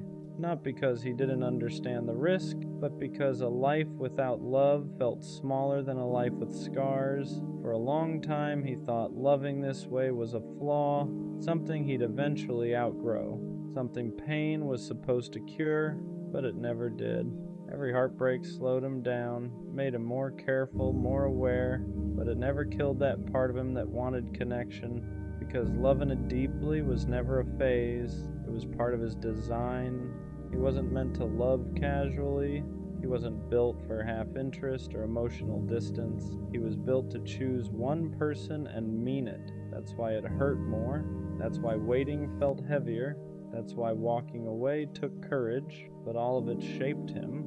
It taught him boundaries without bitterness, standards without arrogance, patience without self-abandonment. So now, when he looks back, he doesn't regret loving the way he did. He doesn't regret caring too much. He doesn't regret believing. He doesn't regret wanting something rare, because one day someone will meet him in that same place. They won't flinch at his intensity. They won't joke about his softness. They won't treat his loyalty like it's replaceable. They'll recognize it. And when that happens, everything will feel different. No anxiety, no confusion, no wondering where he stands, just clarity, effort that feels mutual, love that feels chosen, connection that doesn't require him to dim anything. And suddenly, all the waiting makes sense. Not because it was easy, Diaz, but because it protected him from settling for less than he was capable of giving. So no, the lover boy doesn't die, he doesn't disappear, he doesn't harden into someone unrecognizable. He just learns who deserves him, and when the right love finally arrives, he won't have to prove anything. He'll simply be met, and that's all he ever wanted. Leave her alone, bro. Not because you stopped caring, but because you cared longer than you should have. You gave her chances when she gave you confusion. You gave her patience when she gave you mixed signals. You showed up consistently while she showed up only when it was convenient. And the hardest part to admit isn't that she didn't choose you, it's that you kept choosing her even when she made it clear you weren't a priority. You stayed solid, you stayed available, you stayed hoping one day she'd wake up and finally see you the way you saw her, hoping one day she'd match your effort, your energy, your care, but she didn't, not because you weren't enough, but because she was comfortable. She liked knowing you were there, she liked the attention, the validation, the way you made her feel wanted, but she never wanted to give that same certainty back. You weren't her first choice, you were her safety net, her backup plan, her just in case. And staying in that position slowly destroys you. You start questioning yourself, start wondering if you're asking for too much, start lowering your standards just to keep her around. You tell yourself, maybe she's just busy, maybe she's scared, maybe if I'm more patient she'll change. But deep down you know the truth. Someone who truly wants you won't make you feel like you're fighting for their attention. They won't leave you guessing where you stand. They won't only show up when it benefits them. So leave her alone, not out of anger, not out of ego, not to prove a point. Leave her alone out of respect for yourself, because the moment you stop texting first, stop checking her stories, stop replaying conversations in your head, stop making excuses for her absence, you'll feel it, that quiet, that peace, and it'll feel unfamiliar at first because you've been living in chaos for so long you forgot what calm feels like. But that peace is real. It's the peace of no longer forcing something that was never meant to be mutual. The peace of choosing yourself after constantly choosing someone who wouldn't choose you back. She had her chance, she saw your heart, she saw your effort, she saw what you were willing to give, and if she didn't value you then, don't give her another opportunity to waste you again, because the right person won't need convincing. And the moment you truly let her go, you make room for someone who won't treat your love like an option. Choose yourself now. Walking away doesn't feel strong at first. It feels like withdrawal, like your chest is empty and heavy at the same time, like you're doing the one thing your heart keeps begging you not to do, because even when someone isn't good for you, your attachment doesn't just shut off. You still think about her when your phone lights up, still wonder if she noticed your silence, still catch yourself hoping she'll reach out just so you can feel chosen one last time. That's the part nobody talks about. Leaving someone you loved feels like betraying your own feelings. You start asking yourself if you gave up up too soon, if maybe this time would have been different, if maybe you should have tried just a little harder. But here's the truth you keep avoiding. You already tried harder than she ever did. You weren't asking for too much. You were asking the wrong person. Someone who truly values you won't require you to disappear to be noticed. They won't need distance to realize your worth. They won't only miss you once you finally stop showing up. And yeah, she might notice now. She might text later. She might suddenly act interested once she feels you slipping away. But don't confuse curiosity with commitment. People hate losing access. They hate losing control. They hate realizing the person they took for granted finally chose themselves. That doesn't mean she changed, just means she felt the shift. And if you go back now, you'll teach her the same lesson again, that she can give you the bare minimum and still keep you around. Leaving is not about punishing her, it's about protecting you. It's about choosing sleep over stress, peace over potential, consistency over confusion. You're not cold for walking away, you're not heartless for setting a boundary, you're not weak for needing more than uncertainty, you're human, and you deserve a love that doesn't make you feel like you're slowly disappearing just to keep someone comfortable. Walking away hurts, but staying where you're not valued hurts longer, and one day, when the noise finally fades, you'll realize you didn't lose her. You found yourself again. Leaving her alone doesn't mean the feelings disappear. It means you finally stop letting those feelings control you. Because the hardest part isn't cutting contact. It's sitting with the silence afterward. It's waking up and realizing there's no good morning text to send, no story to check, no excuse to reach out, just to see how she's doing. Your brain will try to trick you. It'll replay the good moments, the laughs, the nights where it felt real. It'll tell you that maybe you imagined the distance, maybe you were asking for too much, maybe if you just explained yourself better she would have stayed, but you already explained yourself through effort, through patience, through showing up when it wasn't convenient. Love doesn't need translation. If she wanted to choose you, she wouldn't have kept you guessing. She wouldn't have made you feel like your presence was optional. She wouldn't have treated your consistency like something she could always come back to later. You weren't confusing. You were clear. She just wasn't committed. And yeah, it hurts realizing that the person you'd fight for wouldn't even fight for clarity with you. That's when you have to stop romanticizing the potential and start respecting the reality. Reality is this: you were giving girlfriend level energy to someone who kept you at arm's length.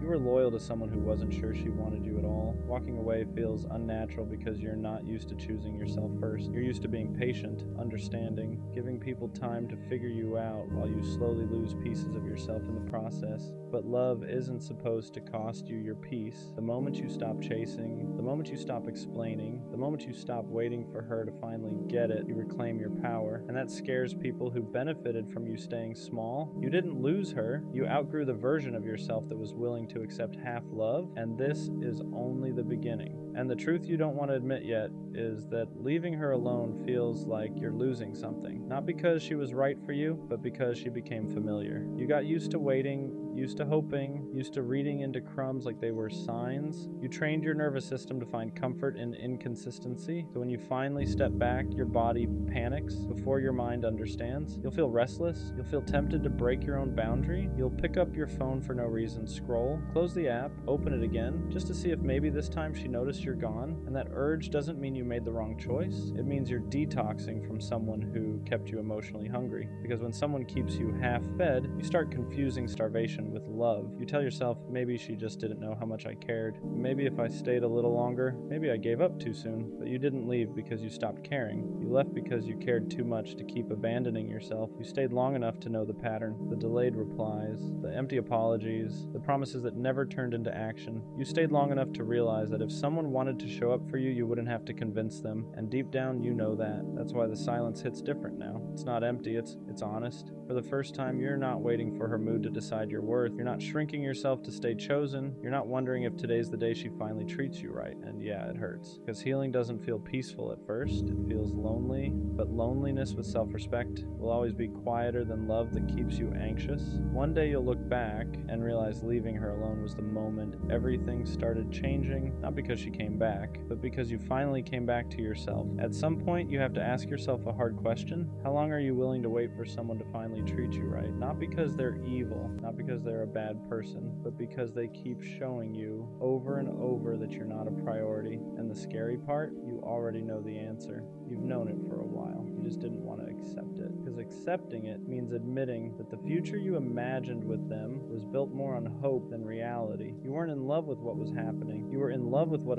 could have happened if they just showed up the way you needed. So you stayed, you waited, you overextended yourself, you gave patience to someone who gave you uncertainty, you gave loyalty to someone who gave you mixed signals, you gave understanding to someone who never tried to understand you, and every time they pulled away, you blamed yourself. Maybe I'm asking for too much, maybe I'm being dramatic, maybe this is just how love is, but love is not confusion. Love is not constantly guessing where you stand. Love is not feeling anxious every time your phone lights up or doesn't. Love doesn't make you feel replaceable. What really kept you stuck wasn't them, it was the version of you that believed walking away meant you failed, but leaving doesn't mean you lost. It means you finally stopped losing yourself, because staying with someone who makes you feel unwanted slowly erodes your confidence in ways you don't notice at first. You stop speaking up, you stop expecting effort, you start accepting bare minimum behavior and calling it maturity, you start shrinking your needs so you don't scare them away, and that's when love stops being love and starts becoming survival. You don't need to be less to be loved. You don't need to be quieter, cooler, easier, more convenient. The right person won't feel overwhelmed by your care. They won't feel annoyed by your presence. They won't treat your love like something disposable. They'll meet you where you are instead of making you feel like you're always asking for too much. And choosing yourself feels lonely at first because you're breaking a habit. You're breaking the habit of chasing, the habit of waiting, the habit of hoping someone will finally choose you. But peace doesn't arrive loud. It arrives quietly. In the moments you stop checking your phone, stop explaining yourself, stop wondering why you weren't enough, one day you'll realize you don't miss them, you miss who you were before you started doubting your worth, and that version of you, they're still there. You didn't lose love, you protected it. You didn't walk away from something good. You walked away from something that was slowly breaking you. And that's not weakness, that's growth. And what nobody tells you is that once you finally stop chasing them, that's when everything gets quiet. Not empty quiet, honest quiet. No more checking your phone every 5 minutes. No more replaying conversations in your head, wondering if you said the wrong thing. No more anxiety before hitting send. No more hoping today will be the day they suddenly care more. At first it feels uncomfortable because chaos became familiar. Confusion felt normal, and peace feels strange when you're not used to it. You might even miss them for the wrong reasons. Not because they treated you well, but because your nervous system got addicted to inconsistency. You got used to highs and lows, to feeling chosen one day and invisible the next, to chasing validation instead of receiving love. That kind of pattern messes with your head. It makes you mistake emotional stress for passion. It makes stability feel boring and uncertainty feel exciting. But real love doesn't keep you guessing. It doesn't disappear when things get inconvenient. It doesn't require you to earn basic respect. Real love feels safe. Not dull, not dramatic, safe. And when you finally step away, you start noticing things you ignored before. How drained you were, how much energy you poured into someone who barely poured back, how often you made excuses for behavior that hurt you. You start realizing how much love you actually have to give, how deeply you care, how loyal you are when you choose someone. And instead of feeling ashamed of that, you begin to see it as strength, because one day, someone will meet that energy without hesitation. They won't flinch when you care deeply. They won't pull away when things get real. They won't make you feel like you're asking for too much just by being yourself. They'll choose you without you having to beg. They'll show up without being reminded. They'll make you feel wanted without confusion. And when that happens, you'll look back at the version of you who stayed too long, and you won't feel regret. You'll feel proud that you learned, proud that you walked away, proud that you chose peace over potential, because letting go wasn't the end of your story. It was the moment you finally made space for something better. At some point, you have to accept a hard truth. If they wanted to show up, they would have. If they cared the way you cared, you wouldn't be confused. You wouldn't be questioning where you stand. You wouldn't be asking strangers for advice just to understand their silence. Love isn't subtle, effort isn't hidden, interest doesn't need decoding. When someone wants you in their life, they make space, not excuses, not delays, not half responses at midnight when they're bored. And the reason it hurts so much to accept this is because you invested emotionally before you were ever chosen properly. You imagined futures, you pictured moments that never actually happened. You fell in love with potential instead of reality. That's not weakness, that's hope. But hope becomes dangerous when it keeps you stuck, when it convinces you to stay loyal to someone who treats you like an option, when it makes you believe that patience will eventually turn into priority. It won't. People don't suddenly wake up and value you after months of showing you they don't. They don't magically learn how to love you correctly once they realize you'll stay no matter what. If anything, they learn they don't have to try. And that's why walking away feels so heavy, because you're not just letting go of them. You're letting go of the version of the future you created in your head. You're grieving something that never fully existed. That kind of loss is real. You'll miss the idea of them more than the person. You'll miss what you hoped they'd become, not what they actually showed you. And that's okay. Healing doesn't mean pretending it didn't matter. It means being honest about why it did and still choosing yourself anyway. You don't need closure from someone who couldn't communicate. You don't need answers from someone who avoided accountability. Their behavior already told you everything. Silence is an answer. Distance is a decision. Inconsistency is a choice. And once you stop chasing clarity from people who benefit from your confusion, you start reclaiming your power. You stop over-explaining. You stop proving your worth. You stop shrinking yourself to fit someone else's comfort. You realize you were never asking for too much. You were just asking the wrong person. And when that finally sinks in, you don't become bitter, you become selective. You start protecting your heart the same way you used to give it away. You start choosing peace over chaos, consistency over excitement, respect over attachment. Let them go, not because they're a bad person, but because they weren't your person. And the moment you truly accept that is the moment your life starts opening up in ways you couldn't see before. And the craziest part is, once you stop chasing them, you start noticing how quiet it gets. Not the painful kind of quiet, but the kind where your nervous system finally gets a break.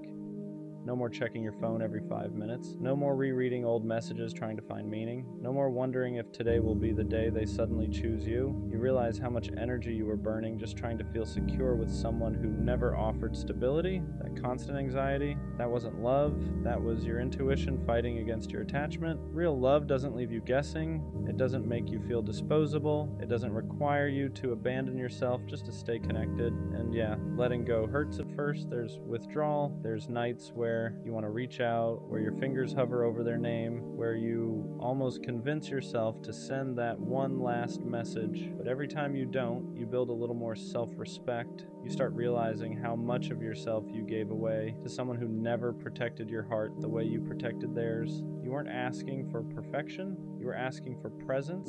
You were asking for effort. You were asking to matter. And one day someone will meet you where you are without you having to beg, explain, or wait. They won't make you feel like you're too much. They won't make you feel like you're replaceable. They won't make you question your value in moments of silence. But you don't get to that person if you keep clinging to the ones who treat you like an option. So let this be the moment you choose differently. Not out of bitterness, not out of revenge, but out of self-respect. Because the version of you that keeps chasing people who don't choose you deserves rest. And the version of you that finally walks away is the one that makes room for something real. A lot of people don't talk about how hard it is to walk away from someone you still care about, not because you don't see the red flags, but because you remember the good moments too clearly. You remember who they were in the beginning, the version of them that felt safe, the version that made you feel wanted, chosen, important, and you keep hoping that version will come back. That's what keeps you stuck. Not love, hope. Hope that if you wait a little longer, if you explain yourself one more time, if you give just a bit more patience, they'll finally show up the way you need them to. But hope can be dangerous when it's attached to someone who keeps proving they're not willing or ready to meet you halfway. Because every time you ignore their actions and listen to their potential instead, you teach yourself that your needs are negotiable. You start accepting inconsistency as normal, mixed signals as effort, bare minimum as love, and slowly, you stop recognizing yourself. You become quieter, more anxious, more forgiving than you should be. You start blaming yourself for their lack of effort. Maybe I asked for too much. Maybe I'm overreacting. Maybe this is just how relationships are. But deep down, you know the truth. Love isn't supposed to feel like constant confusion. It isn't supposed to drain you more than it fills you. And it definitely isn't supposed to make you feel alone while you're still technically with someone. That's when you have to be honest with yourself. Not about how much you love them, but about how much staying is costing you. Because loving someone shouldn't mean losing yourself in the process. And what hurts the most is realizing that you were willing to do the hard things for someone who wouldn't even do the simple ones. You showed consistency, they showed convenience, you communicated your feelings, they avoided uncomfortable conversations, you stayed when things got messy, they pulled away the moment effort was required, and yet you still questioned yourself, you still wondered if you were the problem, if you were asking for too much, if you were expecting love the wrong way. But love isn't complicated like that. People make make time for what matters to them. They protect what they value. They don't leave you guessing where you stand. The truth is, some people don't lose you because they don't care. They lose you because they never learned how to care properly. They want connection without responsibility, attention without commitment, love without effort. And you can't teach someone how to show up if they don't want to. That's why leaving isn't weakness, it's self-respect finally getting louder than attachment. It's choosing peace over potential, reality over hope, self-worth over familiar pain. Walking away doesn't mean what you felt wasn't real. It means you finally decided that you are real too. And one day you'll look back and realize that the moment you stopped chasing was the moment your life got quieter, lighter, clearer. Because the right person won't make you feel like love is something you have to earn. They'll choose you without being convinced. You stayed longer than you should have because you believed in what could be, not what actually was. You kept replaying the good moments, convincing yourself they meant more than the silence, the distance, the excuses. You ignored the way your chest felt heavy every time you waited for a reply. You ignored how drained you felt after giving everything and receiving the bare minimum. That wasn't love making you tired. That was imbalance. Real love doesn't leave you anxious. It doesn't make you feel disposable. It doesn't turn your patience into pain. And the hardest truth to accept is that some people are comfortable letting you overextend as long as it benefits them. They don't stop you. They don't reassure you. They just take until one day you finally stop giving.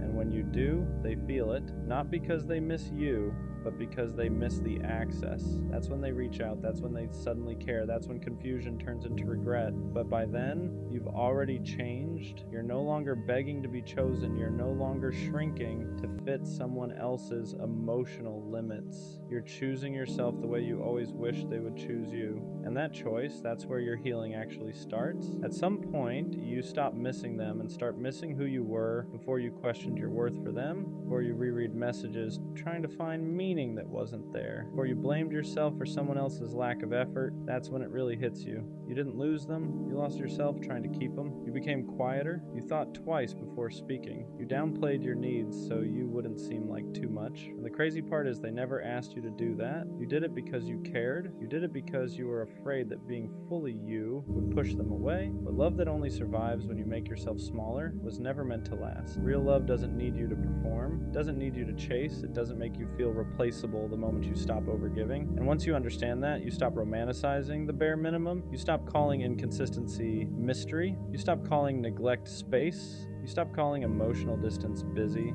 You see it for what it really was. Someone enjoying your presence without respecting your heart. That realization hurts, but it also frees you, because now you know you're not asking for too much. You were just asking the wrong person. And the next time someone comes along, you won't beg them to stay. You'll watch how they show up. You'll notice how they choose you without being asked. And if they don't, you'll walk away sooner. Not because you don't care, but because you finally do. And there comes a point where the pain shifts. It's no longer about missing them. It's about realizing how much of yourself you gave away just to keep them comfortable. You start remembering moments where you stayed quiet even though something hurt. Moments where you said, it's fine, when it really wasn't. Moments where you lowered your standards because you didn't want to seem demanding. You replay conversations in your head and notice how often you explained yourself, how often you justified their behavior, how often you made excuses for why they couldn't show up the way you needed, and that's when it finally clicks. You were never asking for too much. You were asking the wrong person to do what they were never willing to do. You weren't needy. You were neglected. You weren't overthinking. You were being given mixed signals. You weren't insecure. You were emotionally starved. And once you see that, you can't unsee it. You realize how exhausting it was to love someone who only showed up halfway, how draining it was to constantly wonder where you stood with them, how heavy it felt to care more than you were cared for. That kind of love doesn't make you feel safe. It keeps you anxious. It keeps you waiting. It keeps you stuck in a cycle of hoping they'll change while slowly losing yourself. And the saddest part,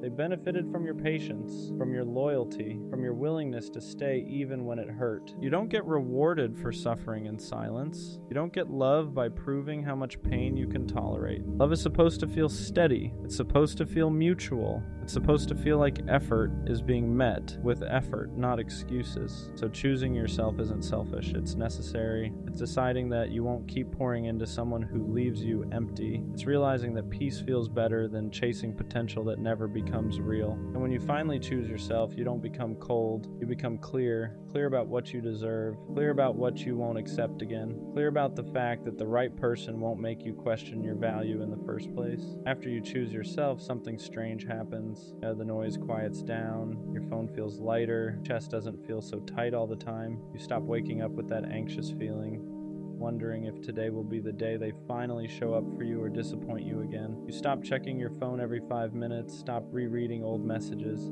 stop trying to decode tone, timing, silence, because you finally understand that love was never supposed to feel like a puzzle, and that's when you realize how much energy you were wasting on someone who was unsure about you while you were sure about them. You were loving from a place of hope. They were loving from a place of convenience. You wanted depth.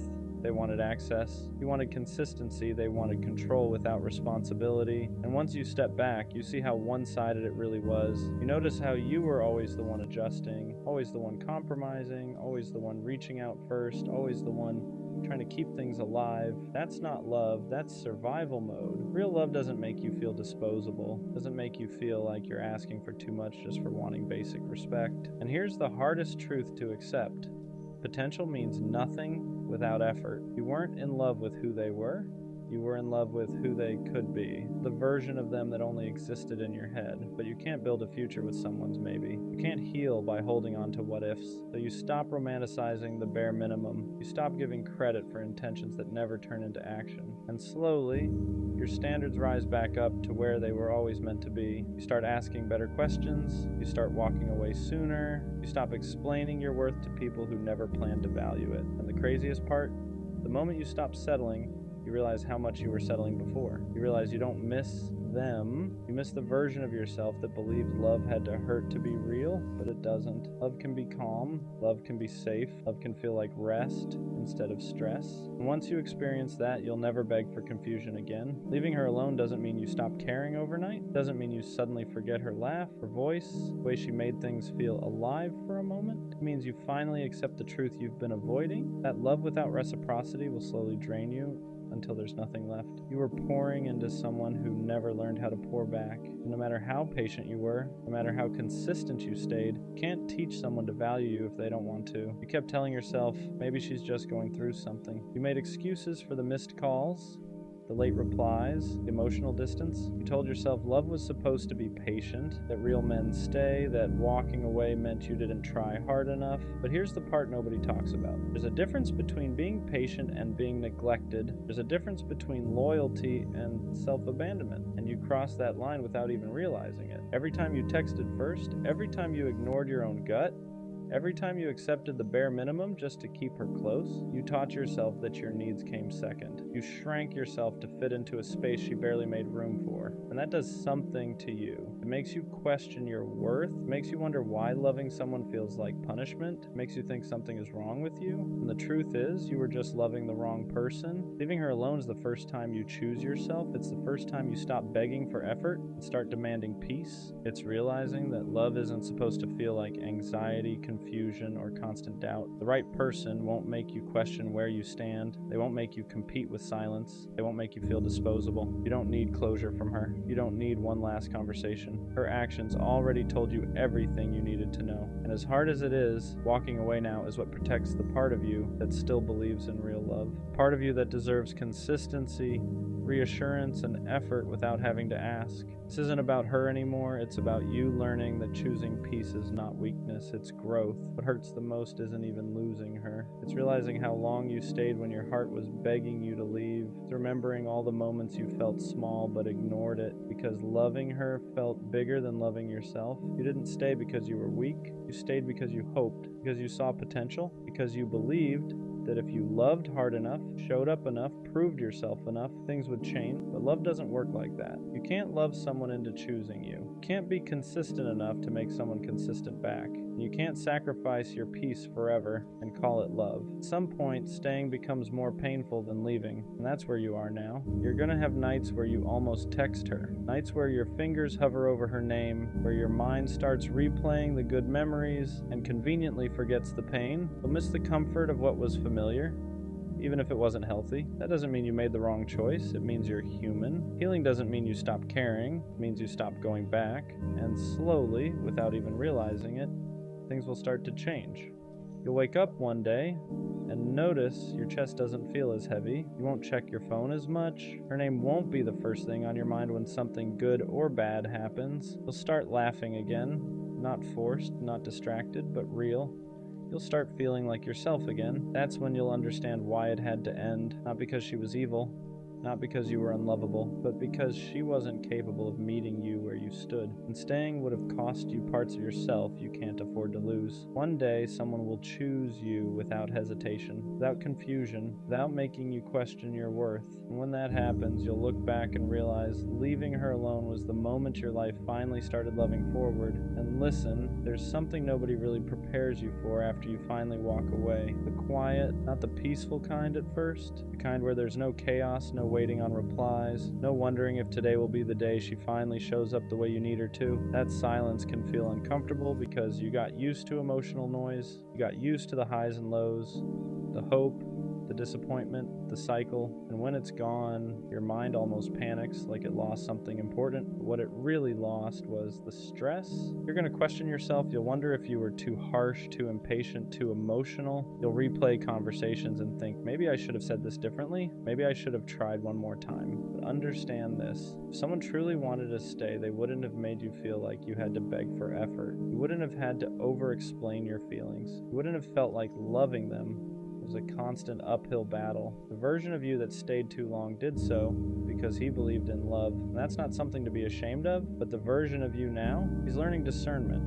He's learning that love without respect will drain you. That potential means nothing without action. And that choosing yourself isn't selfish, it's necessary. You didn't lose her. You released someone who was blocking the path to someone better, someone who won't confuse consistency with boredom, someone who won't make you feel like an option, someone who won't need reminders of your worth. Right now, it might feel like you're walking alone, but you're not going backwards anymore, and that's everything. And one day, without even realizing it, you're gonna wake up and she won't be the first thought on your mind anymore. Not because you stopped caring overnight, not because what you felt wasn't real, but because you finally gave yourself permission to move forward. The memories won't disappear, but they won't control you either. They'll just be reminders of what you survived, not what you're missing. You'll start to notice how much lighter you feel, how your chest isn't tight every time your phone buzzes, how you're not constantly checking stories, rereading old messages, or wondering why you weren't enough for someone who never knew how to love you properly in the first place. You'll realize how much of yourself you were giving away to someone who kept taking without ever pouring back into you,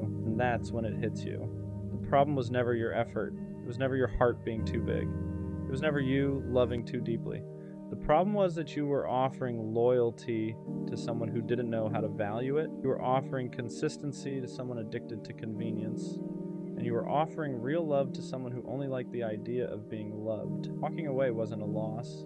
It was a correction, a reset, a moment where you finally chose peace over potential, clarity over confusion, and self-respect over attachment. That takes strength most people don't have. So don't go back. Not when she gets lonely, not when she suddenly remembers your value, not when she realizes nobody else loved her the way you did, because by then you'll understand something important. Someone who truly wants you won't need to lose you to see your worth. Leave her alone, and finally let yourself be found by someone who won't ever make you question if you matter.